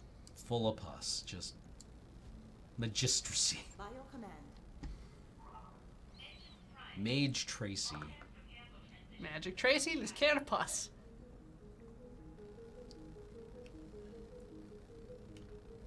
Well, we all wind up doing things we don't want to have to do. Attacking a Canopus. Really high on my list. Don't worry, our giant robot suit will protect us.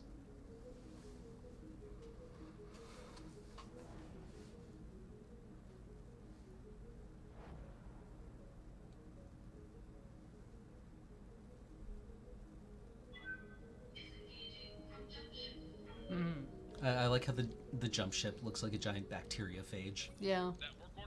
It's just a carrier. All right, all our mechs are repaired now. So we can even, like, theoretically, if we wanted to, Oh. we can pull off components, add new weapons. Put things on different arms. Does it change your physical appearance? Yes. So, pulling off certain weapons will change how it looks, which is neat. And also,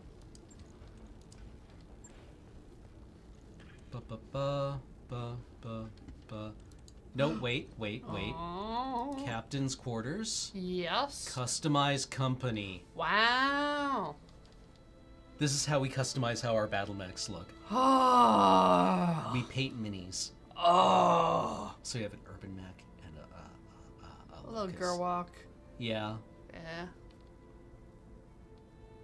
I love that. That's such a wonderful detail. You're the captain.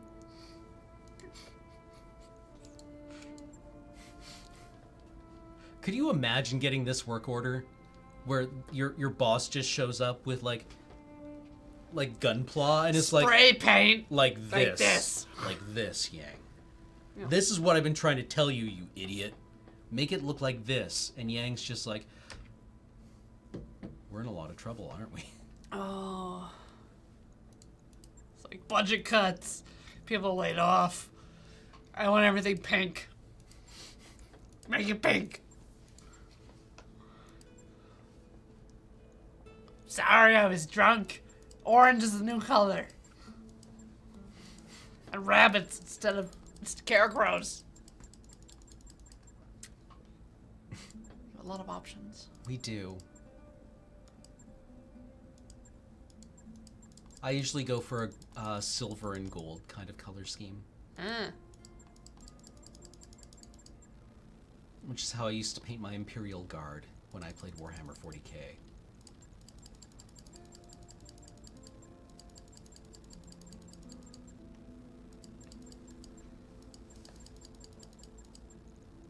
I wish all the minis changed color.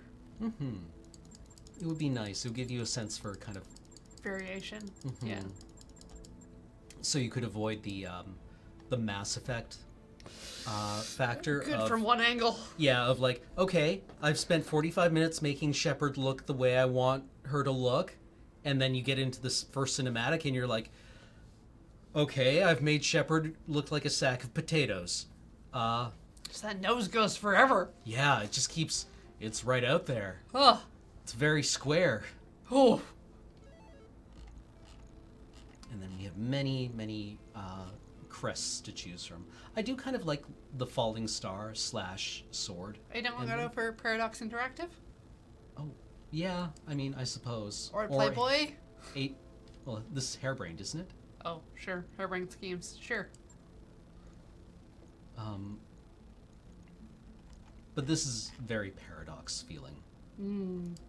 I do kind of like the ringed planet in profile, the nested crescents. Yee. Oh, that one.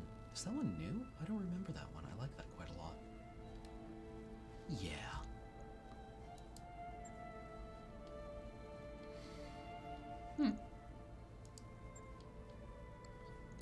So we're on our way to our new contract. Shake down. Educate the banks about their mistake.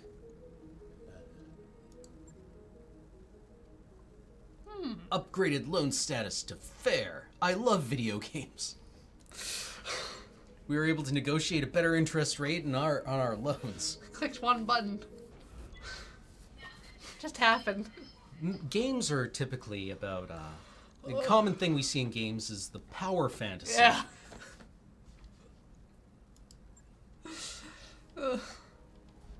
And then we set up our mechs how we want them. Oh.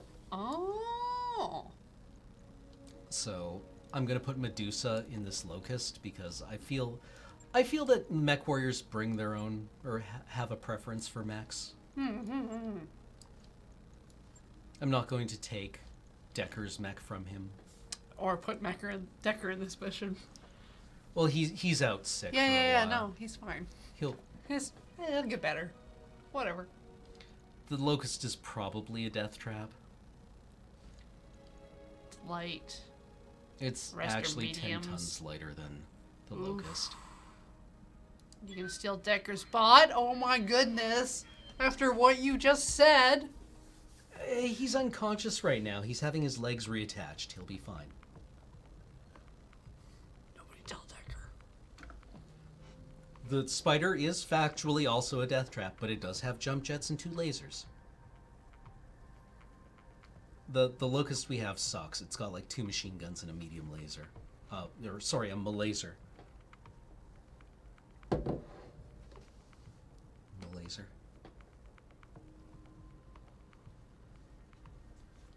It's funnier because it's an acronym.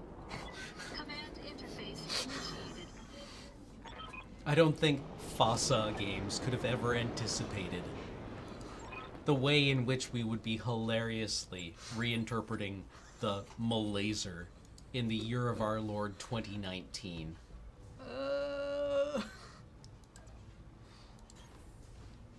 Nah, this is far future. Next year's Akira. On my way. That's not a cool thing to say. He'll be asleep. It's fine. The Olympics are just gonna happen in Tokyo. Are we actually getting Yeah. Holy fucking shit. Oh, Medusa found friends to play with. That's bad.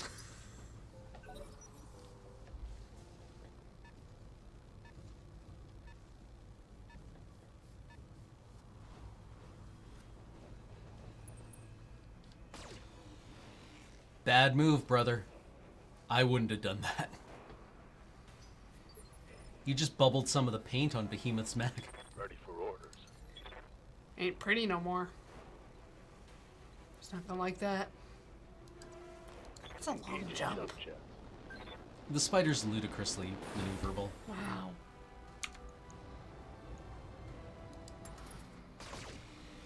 All I need to do is peel off some evasion.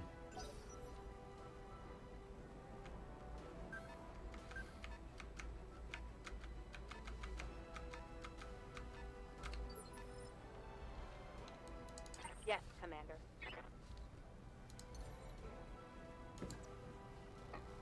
Acknowledged. Go peel me off some more evasion, behemoth. Acknowledged. Okay, so 2 more. But they'll be exiting the woods if they come forward. Or lose 1 evasion if for just standing there.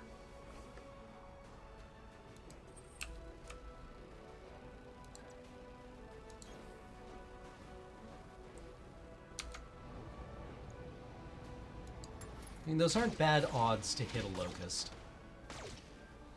Hit a locust.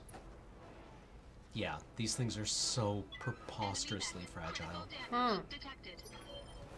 Then again, it has taken our entire medium lance a turn of shooting. Yeah. Moving out. And you're still getting creeped up on. Mm-hmm. 30%. Why don't we split our fire between this guy and this guy? Oh, little friend. Line him up and I'll shoot him down, Commander. Glitch. Bye, little friend. Glitch, please.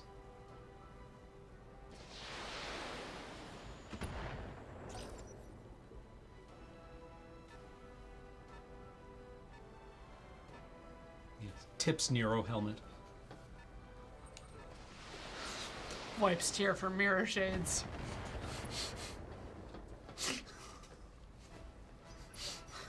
I studied the lance. The gun lance. Sorry. Non-starter.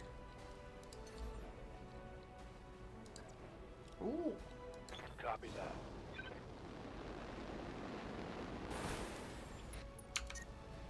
The gun lance is like a lance, but it plants explosives in your enemies.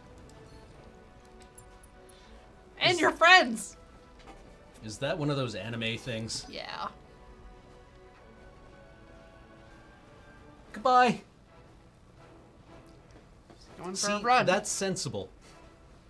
That's a sensible reaction, IMO. Ready for orders.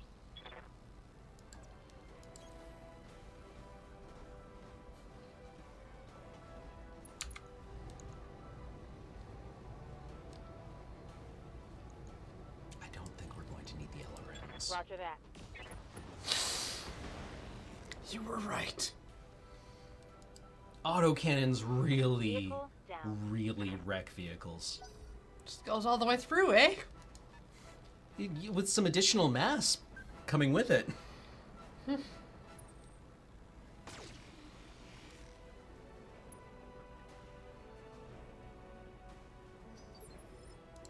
I hear ya. Don't feel too bad, chat. The people in that vehicle probably smelled very, very bad. I read you, Commander. Moving out. They're naked and sweaty. It's when people smell the worst. Fact.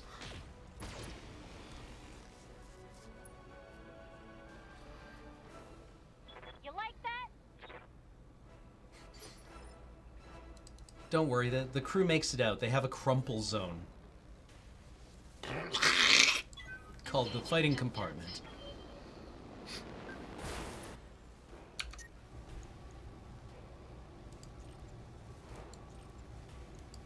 Engaging No target. lasers. I mean, those... Whoa. Okay.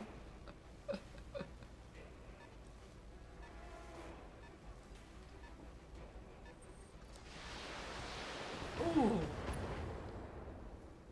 Just like blanket this area with bombs.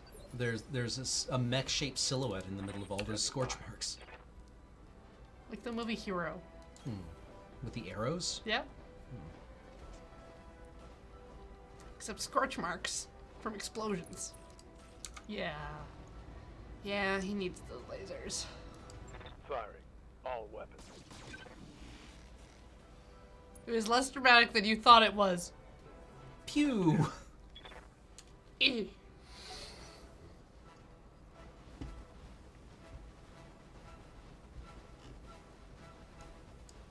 Next time I see a locust, remind me to make a called shot on the legs. So they can't hobble away for freedom. Oh wow.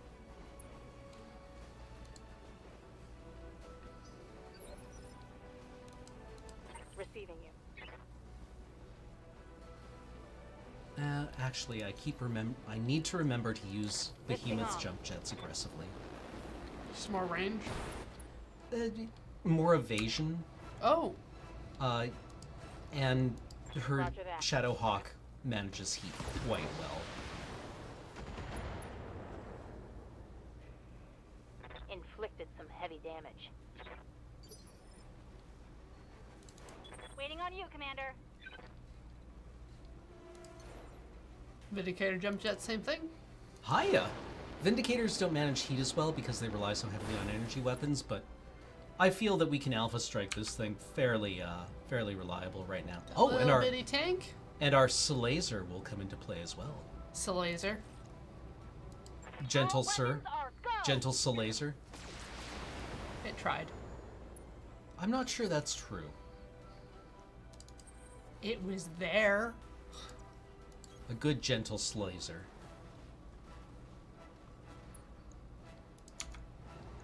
All right, our resolve abilities. I keep forgetting about those. We have this bar over here called resolve Yeah. that accumulates over the turn. We generate a Yee. certain number of points on it based on our stats, and that lets us use our blue abilities. Oh. Slazer rules. Just point blank laser. Laser. Enemy unit destroyed. Let's go, let's go. Inspired. Ooh, yes. I think that was because we didn't take any damage last turn. Oh. What are you doing? Baby, Kicking, no. Kicking. Baby, no. Kicking with its legs.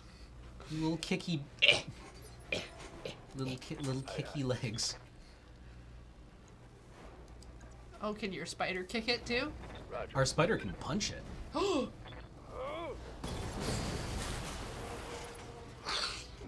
That was proportional.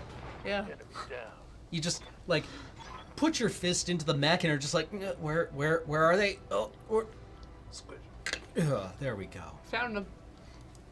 Oh no, now I'm gonna wash this off somewhere. Run, you little idiot. I always feel bad killing locusts. They don't stand a chance. They're just babies. Ow.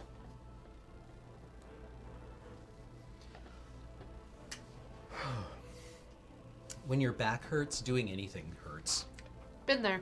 Yeah, like when you cough and you're like, well, that was a supernova of pain.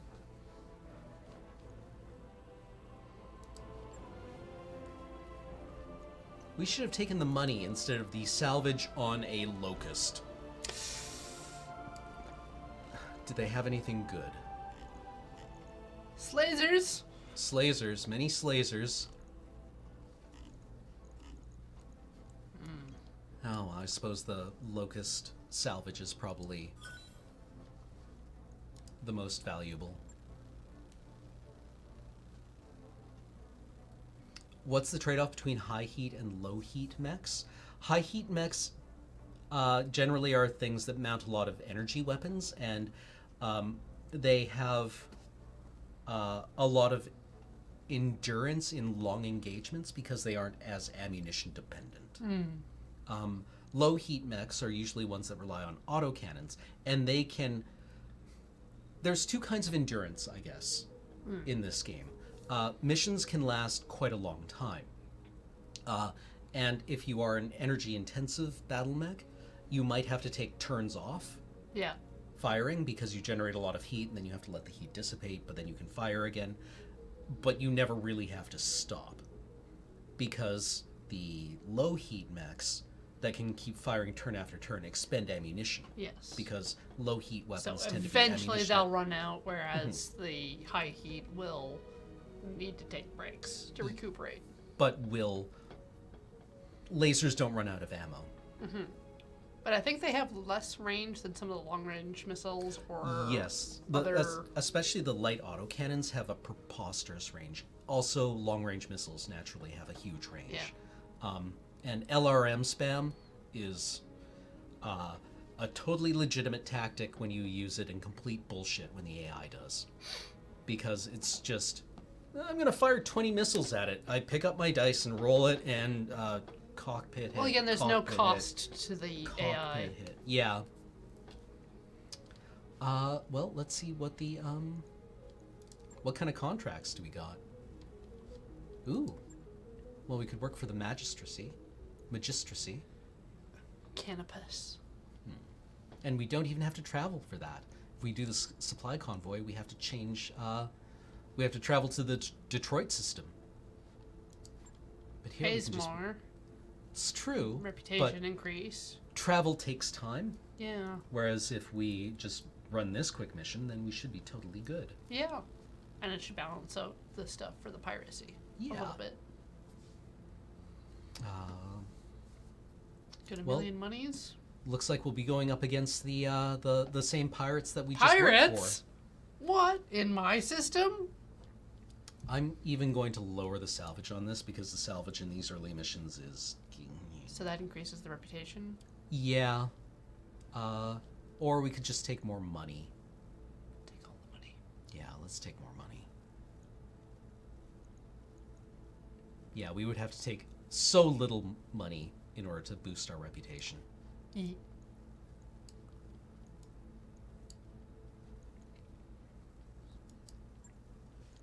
And, yeah, looks good. Looks good. Oh, it saves your loadout. Mm-hmm. Mission type. Assassinate. Would you like to take a break before this mission? Sure, let's take a quick break. That sounds good. Yeah. We'll be back in a few minutes, chat.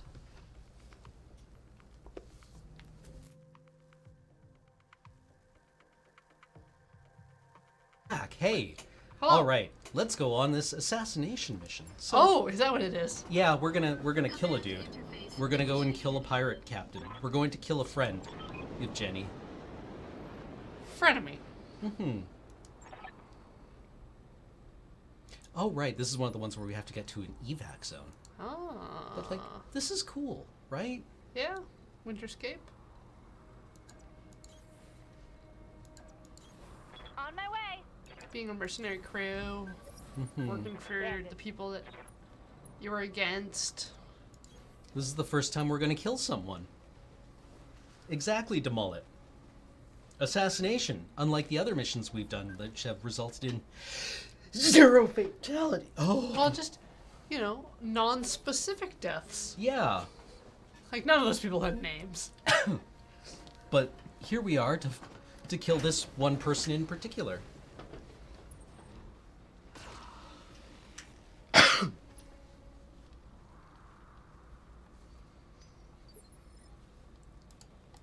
What do you need?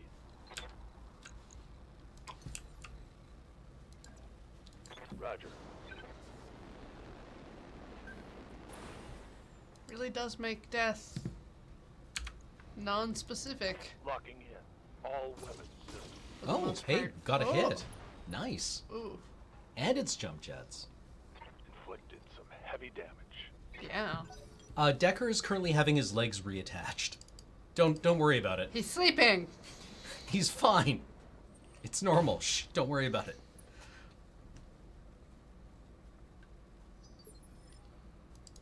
Receiving you. Got it. Decker always goes to sleep without his head. Don't judge him.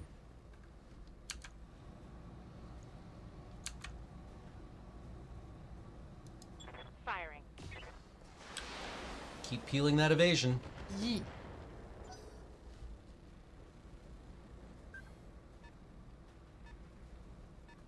Nice. Like you get general specific coordinates. Yeah, exactly. There is a contact here. Don't know what it is. You know how fast it's moving, and if you're Yeah, an where it experienced is. player, Yeah. you can probably make some kind of, like, judgment based on that. Engaging target.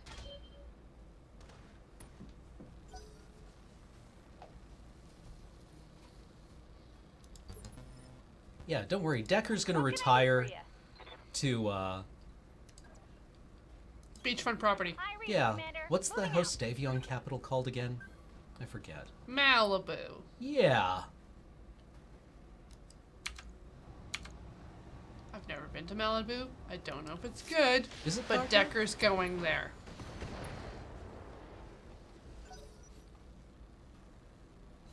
Arcad or New Avalon. New Avalon. It's probably New Avalon because of the styling of the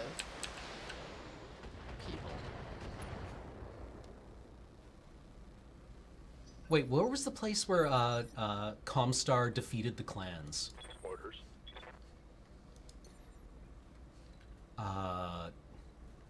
They fought a massive battle. The Comstar wound up defeating the clans in a ritualized battle. Tukiyid. That's it. Don't worry, Decker's gonna retire to some nice property on nice, quiet Tukiyid. He's gonna live out his Scenic retirement Tukiyid. there. It's gonna be great. Nothing ever happens on Tukiyid. Next life day, he'll be there with his youngins.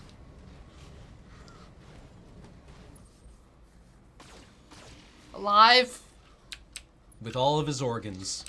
and limbs that he has. He's going to acquire a lot of property on Tukiyid. Commander. He's going to wind up, you know, really wind up cornering the real estate market. Oh, yeah.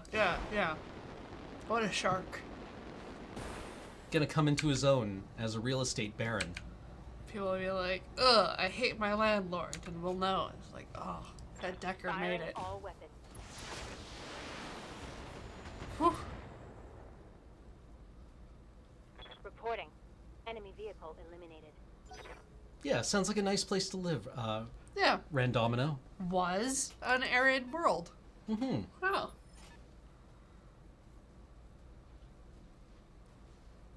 Waiting on you, Commander.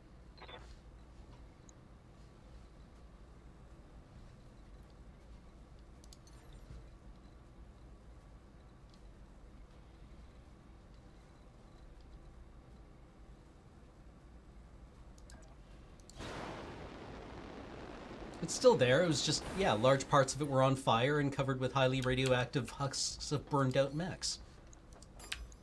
It's normal. It's supposed to look like that. Sounds like a money-making opportunity. You'd rent out those husks for, like, $900 a month. Hey, and Clan Tech. Clan Tech's valuable. Also, all those old Comstar mechs, a lot of those were lost tech. Hmm.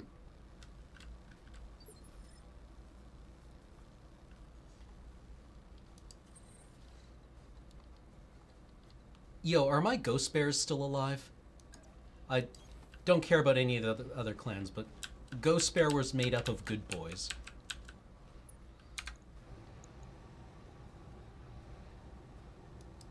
All weapons committed.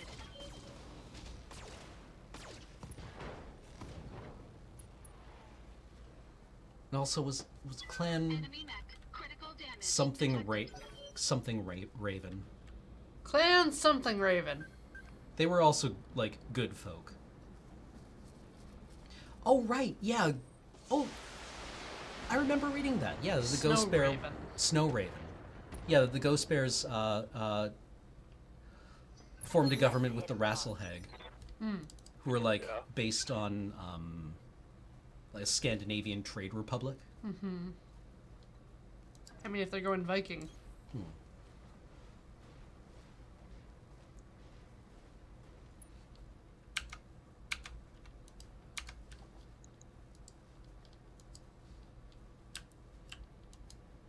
Hello, Medusa. Yes, I would like you to shoot at things. Do you have no line of sight? I thought you had line of sight here. Yeah. Weird. Hang out.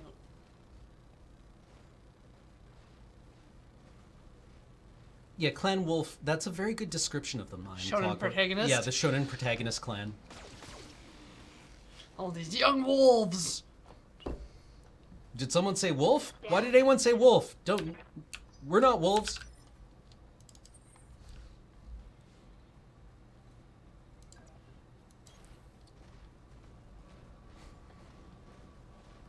Eventually we'll get to the year 3535. If man is still alive. All weapons committed. So you said it slaps, and then you said it doesn't slaps. It sucks so hard. It's I forgot so good. I forgot how bad in the year 2525 is. It's a remarkably awful song. Like There's a reason a man is singing in the sewer. I Good to go. I went home after we talked Yeah. about it, and I put it on, and I was listening to it, and Julie said, What are you listening to? And I'm like, oh, it's this old song called In the Year 2525. It gets lots of people have covered it since it came out. And she just looked at me and said, why?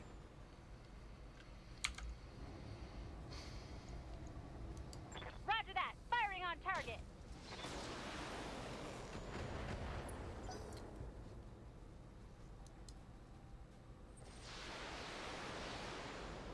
Like, I like it because it posits a future where humanity has ended, Yeah, which is not it's important to think about the future. typical. Yes. Moving to position. It's like, what if the things I'm familiar with are gone? Hmm. What if I don't recognize the future? Is that a problem? What if everything's dead in the future? Is that a problem? Just explode! Oh my god!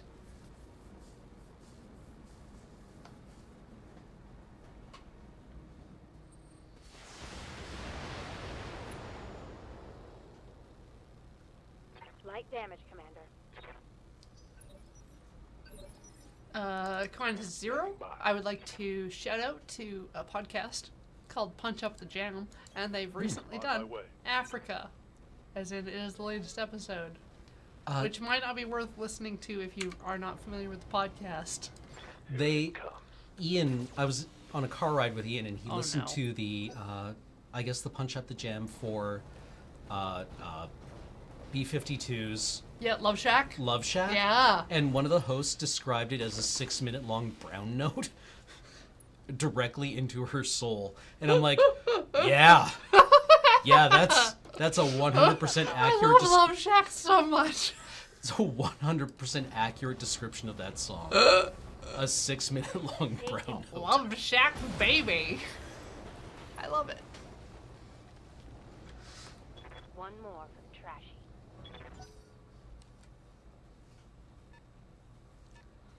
You should not have heard what she said about, come on, Eileen.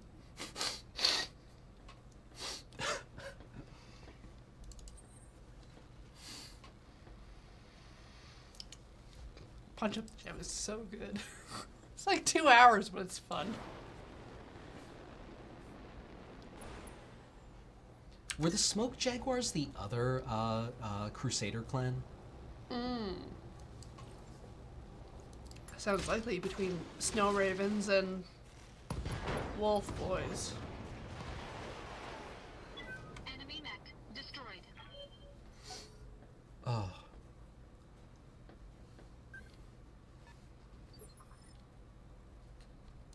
I hear ya.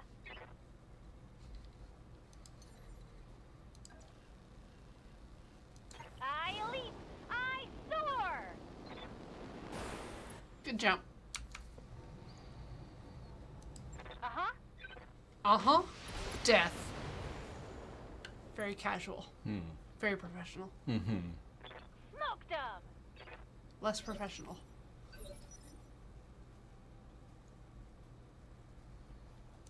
Aye, aye.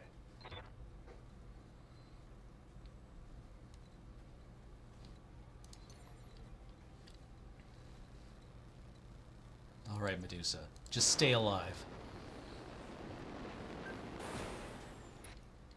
Yeah. Between this and XCOM's cover, half cover, full cover system, do you feel like the evasion system is I feel the evasion system more gives us nuanced? a lot more flexibility. Not flexibility, but it feels like you're doing a lot more stuff. And it gives you more options as the attacker in the scenario. Because in XCOM, if a target is behind hard cover, It's defender's advantage. yeah, it's very, very difficult to dig someone out of hard cover in XCOM until you flank them, and then it doesn't But count here, for if anything. you have enough guns on them, then their evasion gets stripped away. Exactly. Waiting for It, orders. and several abilities also allow you to mitigate cover. Or ignore it. Mm-hmm. It gives you... It feels more interactive. Yeah, I would agree that this game feels more attrition-based than XCOM. because it's very rare to kill anything in one shot, or even in one turn, really. Battle mechs are shockingly durable, even the little ones.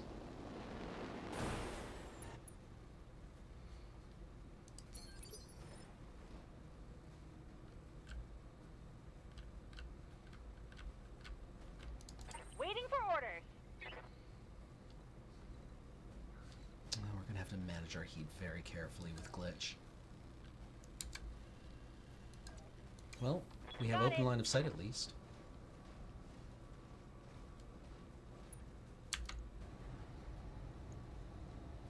Yeah, it's quite interesting because your mechs are actually hybrid Primary organisms. target is taking damage. Oh, really?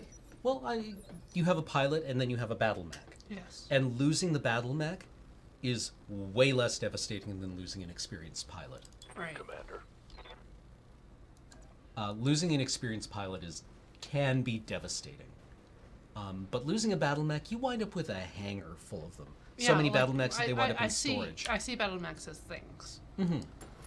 Like, it's like a gun that can have guns on it. Exactly. And losing them sucks, especially later on in the game. Spoilers, you find a Star League base. And inside that base is a Star League regiment of mothballed Lost Tech things. mechs. So many things. So many things. And you get one of them. And it's pretty awesome. But if you lose it, right, the game goes on. But it, like, Ready for orders. people will reload games Location if they lose confirmed. Glitch or Behemoth.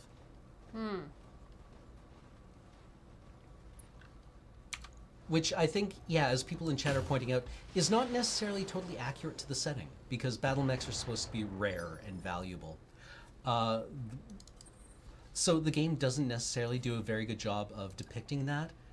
One particularly egregious way that I feel it ignores it is that it will scale difficulty based on the total weight of the mechs involved in the mission, right? Which is kind of how it was the old point system for BattleTech, I think. Right. Right? Warhammer 40k has Yeah. a point system where every soldier is assigned a point value and their equipment is assigned a point And so when value. you're specing out an army, you have a limited number of points. I Yeah. think what Canadian Commander works the same way. Yeah, exactly. Yeah. So I never actually played BattleTech, but I want to say that its balancing mechanism for that was weight.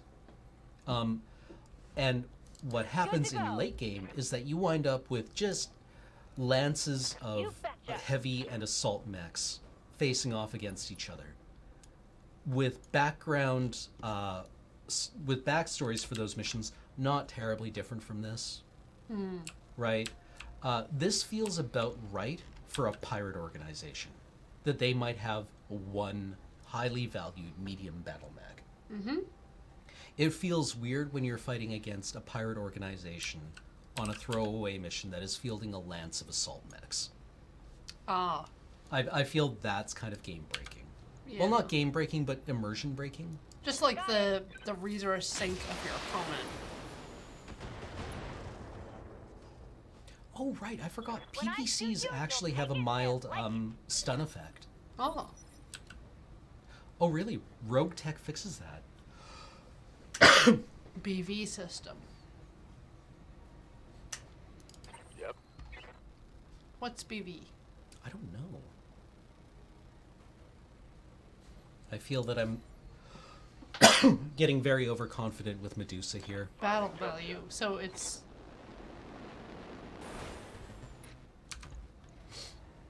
challenge Target rating. for an alpha strike. I also like the way that the clans who were the descendant of the Star League military had this kind of honor system in their ritual combat where they would wager with each other, or they would bid. Sorry, the term is they would bid on missions, on the honor of taking their star or organization. Proxy war? No, they would say, you know, my command can take this mission with 200 tons of battle mechs. Oh. And then another commander would be like, I can do it with 185, and then you would have to be like, I can do 170. And so Ooh. they would have like a penalty. kind Oh. of. Standing by. I don't know if that was reflected in game or not, but I feel it should have been. It's interesting.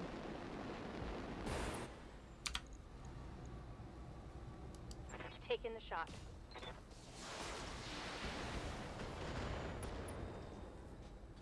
Yes, well bargained and done. Target's taking a critical hit. In the backstory, one of the clans, when the inner sphere goes on the offensive against the clans in Operation Bulldog. Why do I know this? A couple of the clans are like, yeah, we're okay with you doing this. We're just gonna get out of the way because there's internal political factions within the clans. I hear ya. And one of the clan commanders who has agreed to like get out of the way with, you know, a perfunctory show of force, decides that perfunctory contest is going to be a coin flip. Here we go. And if the inner sphere commander wins the coin flip, then she will leave the planet. Right. And if she wins the coin flip, then they got a scrap. And so she calls Edge. Oh. Yeah. I like that. I thought that was cool. At least, like, teenage Cameron thought that was pretty rad. I mean, that's a good value sink. Yeah. If you know there's going to be a scrap. I know that's only for clans. I know that's... Yes, imagine the honor if I had won. Okay, now we get to the evac zone. Which is, I suppose, a way of... You can do these missions by just running in, killing the assassination target and Don't leaving. need to tell me twice. But that's tricky to do.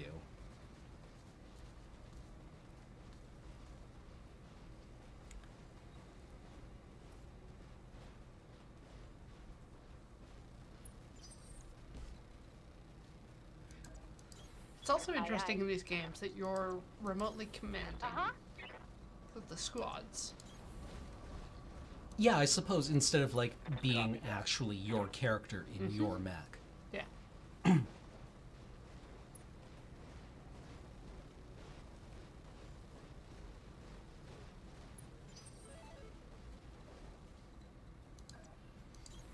Roger. No. Moving out. Coordinates received.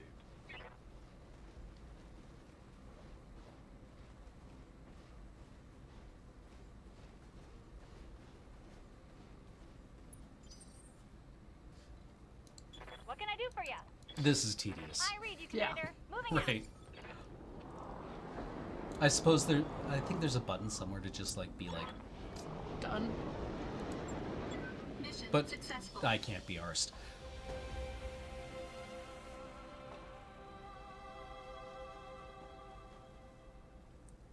It's like that would only make sense if there were like resources or something you could gather on the map.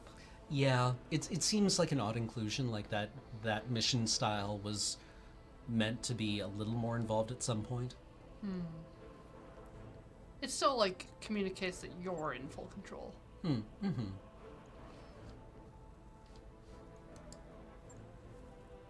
Salvage assigned. All right. Ooh, we get one part of the trebuchet and one part of the spider.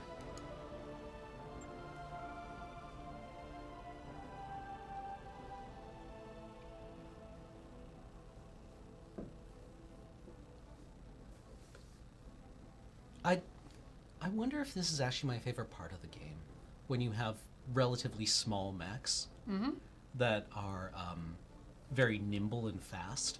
Like when it's not just like a full lance versus full lance. Yeah, or when it's like assault mechs slowly trundling at each other and then firing like massive weapons, because it's much less dynamic feeling. Did you ever play like Terran and StarCraft? Yes. Yeah, and do the leapfrog with the tanks. Yep. Yeah, that's what I trained for, and I mean, it was I rewarding don't know when how you to could play pull it off. Protoss. Protoss, as far as I can tell with Protoss, you just hide and then build 45 carriers. Yeah. And then just slowly trundle across the map. Ooh. We have a strange mission here from a member of the Canopian elite.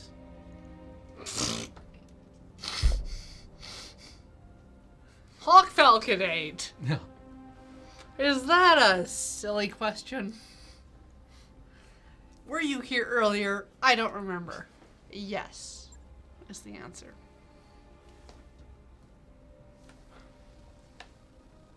All right. Well, we have a rich benefactor. Rich is good. We like rich.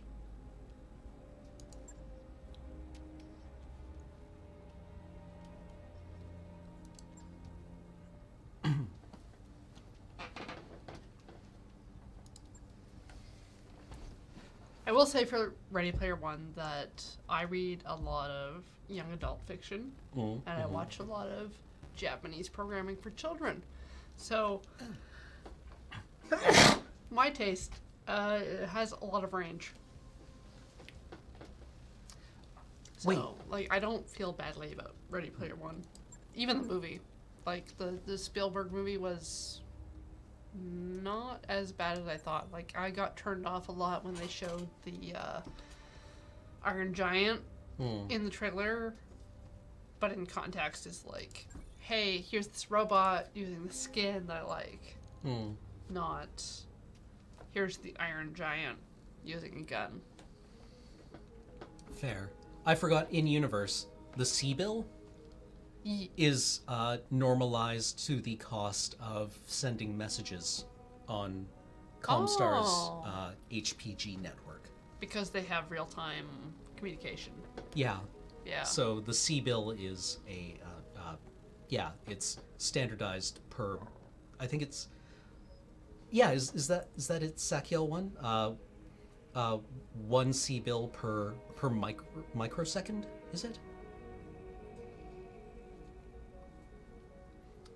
Anywho, I think we're wrapping up here, basically. Yep. 1 millisecond per C-bill. So, I can at least show you this. Yeah. Bellerophon.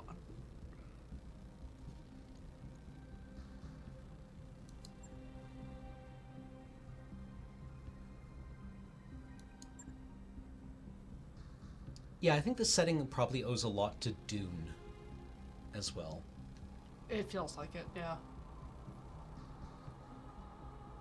With, like, competing houses and factions.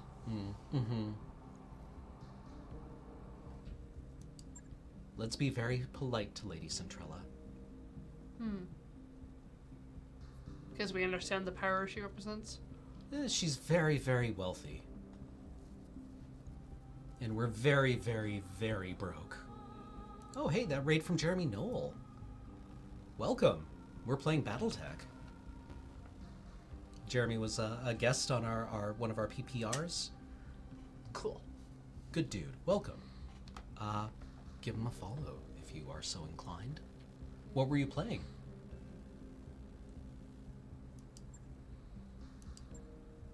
Ooh.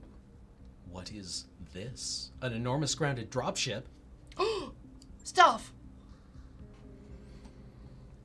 An Argo, one of only 2 ever made. For over 200 years, she's been lying in state on Axelis, a pirate moon in the heart of the frontier. I want her, and you are going to bring her to me.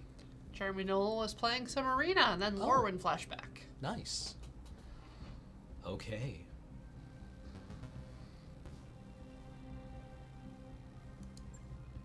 Relax, Mr. Vertanen. I have an engineering staff on hand to attend to the Argo. Oh yes, Dr. Farah Murad. She is another one of our characters. Spoilers! We wind up controlling the Argo. It's our new base. Ooh! We Our new anthill. Yeah, we get a brand new anthill.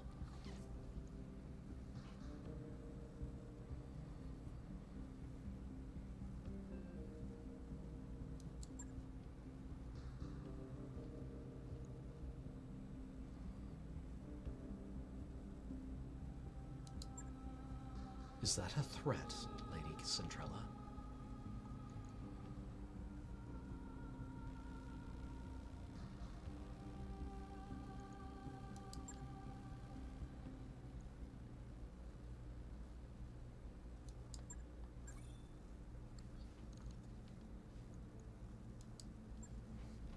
I think there should be a no option, and if you click on it, a dialogue option should just pop up that says, "You all starve to death later." Right? Yeah. Like, the banks repossess your mech, and you wind up, I don't know, working at a Starbucks until you retire peacefully.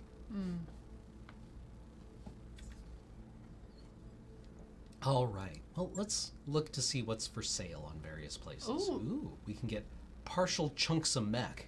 Yeah. A So- store. With randomly generated stuff.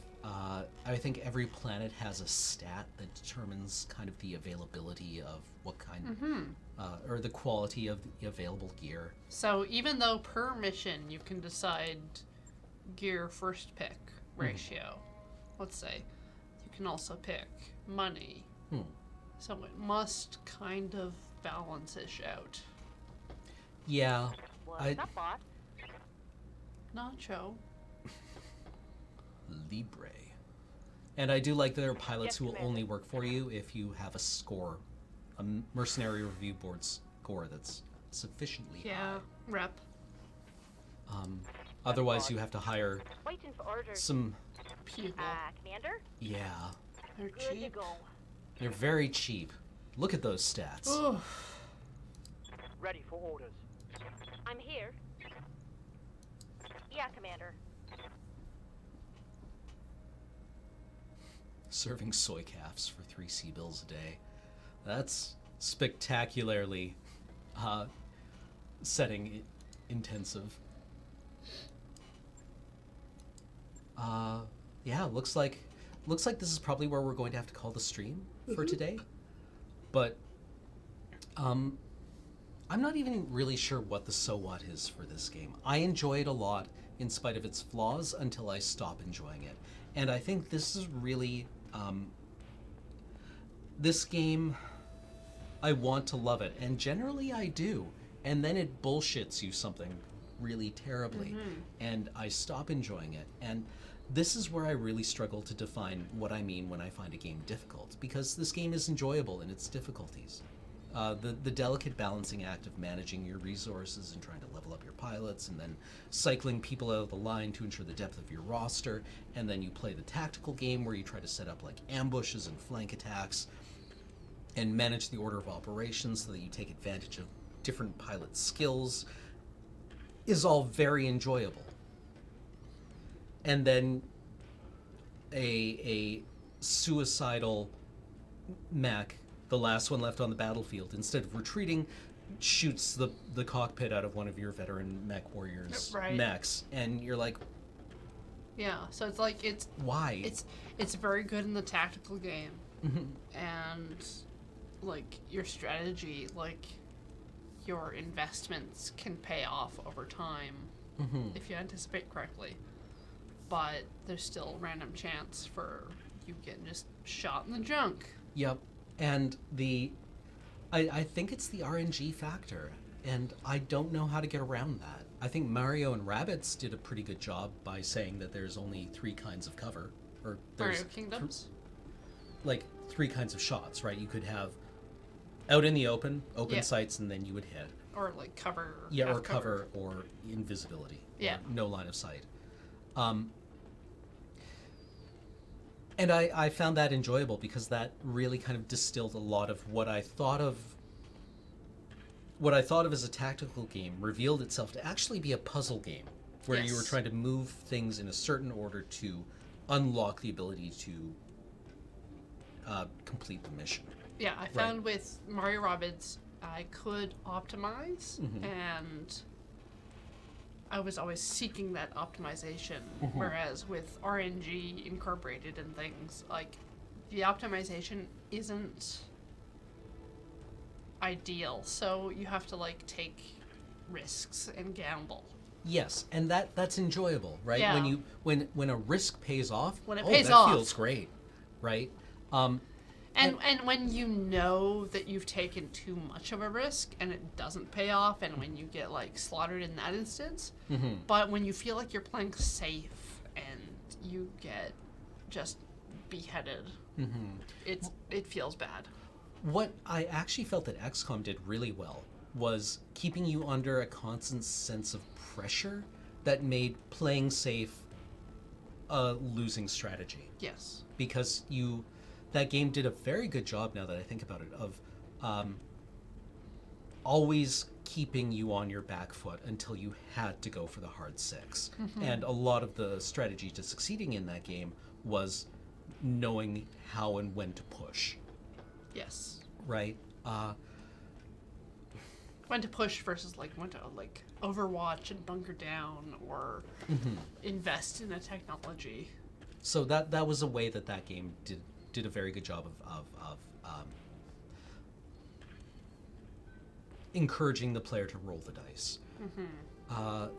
So the game is enjoyable. I like it a lot. I think it does a lot of interesting things, and I think it's the product of looking at games like XCOM and seeing what worked and what didn't, and incrementally building upon those. So good on Hairbrain for that. I like it a lot. But I still think there's a systemic problem with the dice rolling at the core of these games. That, I mean, whenever I make these complaints, I always think of that episode of Star Trek, the game, or not the game. Was it the game? It was in season 2. I don't know. Where half of the crew has to go onto the Stargazer, or not the Stargazer, onto the. It's one of those old Constellation class ships with the 4 nacelles. They're playing a war game against each other. And there's the guy from Starfleet Tactical, and at the end of it, Picard is like, I forget what he says, but he's like, that's not unfair, Data, that's just life, right? Yes. Sometimes you don't win, right? And I'm like, yeah, that's true. Sometimes I don't win. And that's horse shit. That's utter horse shit. I don't like it at all. Save scum. Save scum. Save scum. Yeah. So, I don't know. Maybe I'm missing the point, and maybe I'm actually not the target audience for these games, because I find that kind of thing just galling. Oh, it frustrates me when it happens. Peak Performance. Yes, the Hathaway. That was the name of the ship. Okay. And I don't know, maybe it's my issue with the way that the AI manages its resources, in that it very clearly knows that all it has to do is inflict enough damage on you and attrition will win at the game. Right? It's possible to commit no errors and still lose. That's not weakness, that is life. Right. That's the line. And that's, that strikes me as wisdom. But it's bullshit. It's bullshit. I don't like it. Whereas if you look at losing the game. precision platformers, the entire point is to commit no errors. Right. Because if you commit an error, you know that the resulting death is your fault. Well, I keep thinking again about the Manus fight and the Knight Artorias fight and the Calamite fight in Dark Souls, which have what I want to say feels like very little RNG. I mean, they might execute attacks in strange ways, but they all broadcast their attack and execute it. Yeah. They just do it very quickly and they hit very hard. Yes. And you have to respond very quickly. And that feels difficult and fair. Right? Whereas in like a turn-based setting, when stuff is up to a dice roll, you know you have an advantage. And when the roll comes out against your favor, it's awful. It's like it shouldn't have happened. Yeah, and I mean, everyone talks about the 98% rolls in XCOM where your soldier is just like, right? Yeah. But it honestly, that only happens like 2% of the time. It's the 60% hits that just eat away at you after a while. Yeah. Right. The part where your brain is like, that's a hit. Yeah, 60% should have been a guaranteed hit. Guaranteed. 100% of the time. Yeah, 100% of the time that 60% shot should have hit. Yep. And it showcases our stupid human brain things, and I'm struggling with it. That note, let's look at our subs. Right. And yes. stuff. We always There's tell been you. bleep bloops all day long. We always tell you, or actually, I think we neglected to tell you We at the didn't. beginning of the stream that we thank subs at the end so as not to interrupt our very big trains of thought. Big brains of thought. we will get to around. We will now begin thanking subs and donors. Cyranos is a brand new subscriber. Welcome to the channel. Thank you. Original Garwolf, 26 months. This sub is brought to you by Pocket Mechs Inc. Full-size mechs that fold down into your pocket. Pocket Mechs Inc. is not responsible for back strain or any other injuries caused by handling folded-up pocket mechs.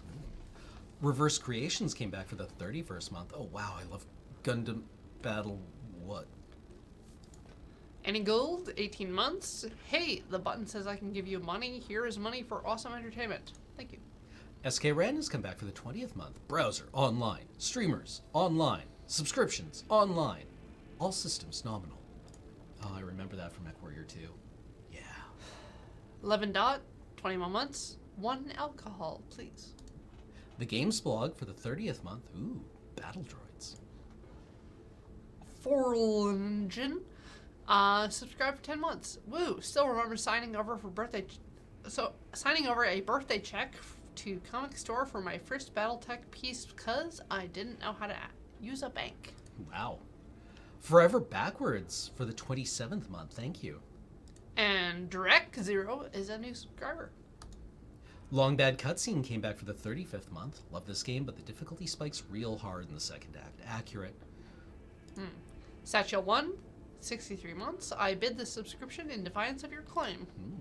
Electrotal has come just subbed. Oh, I guess the sub lapsed. Sometimes that happens. Thank you. Yeah, I do.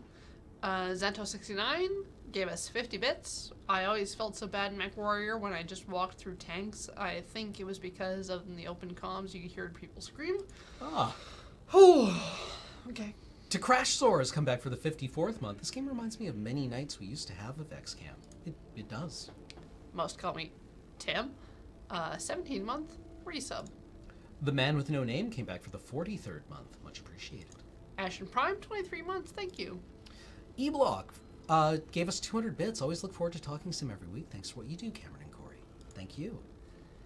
Gildrest, 27 months. I have many fond memories of BattleTech game dating back to 1988 DOS game. Wow, yeah. Never played it, but respect. Azura Fail Shop has come back for the 27th month. Thank you. Oil Slick, 30 months. Thank you. Bogstrock for the 30th month. Hey, what up? Bombment Wise, a new subscriber. Thank you. Gwaldahar has come back for the 23rd month. Some of my favorite people playing one of my favorite games. Reverse Creations, a new subscriber. Zyme86 for the 56th month. Ooh, is this BattleTech or RogueTech? If this isn't RogueTech, oh my god, it makes this game, amazing game, that much better. It is not RogueTech. This, tonight is the first time I've heard of RogueTech, but I'll have to give it a shot. People have been talking about it all night. I think it sounds like it solves some of my problems with the game. Z Alpha, 100 bits. You can paint everything metallic, and not only that, but metallic in loud colors. You want solid gold stompy death machines? Of course you do. You can do that because I'm a horrible tasteless goblin. Everything's black and safety cone orange. Ooh. In my game. Chipton, brand new sub, welcome.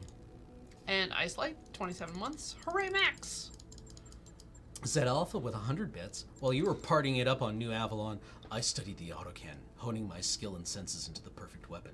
I also partied it up on New Avalon, though. I'm a baron. I've got a certain social cachet to maintain, after all. Earth and 1, 51 bits. Heart. Ask Who has come back for the 33rd month. Is one of the characters in this game, Alexander, when he comes back, talks a lot about how he was a nobleman's son, had to party a certain extent to keep up appearances. I remember that from the Saint Isaac of Assisi or whatever. Comic book. Anyways, Gareth Jones, 13 months. First year of subs down. Here's so many more. Ooh, Copper Astronaut is a brand new sub. Welcome. Oja Vanowski, 2 subscribers, 6 months. Garnet Monkey, resub for the 20th month. Thank you. Banrail, 100 bits. Good, bad, old music. Copper Astronaut gave us 500 bits. Thank you. 100 more bits from Zed Alpha. I think my favorite clan is Clan Jade refuses to quit when they've been beaten into several bloody pulps and then antagonizes a major mercenary corporation for decades on end. The Jade Falcons suck. Everyone hates them. Krokar is a brand new subscriber. Welcome. Final Show Films, also a new subscriber. Welcome.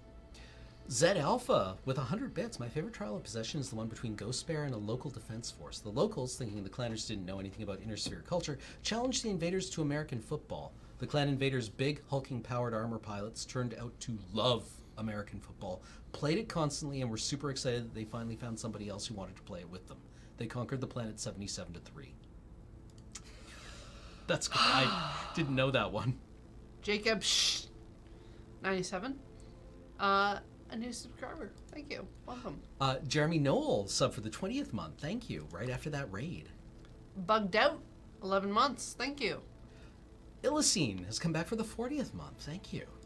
Fletcher Riser 14 months. Woo! Tail end. Nightbook 1 with 100 bits. Classic Nightbook.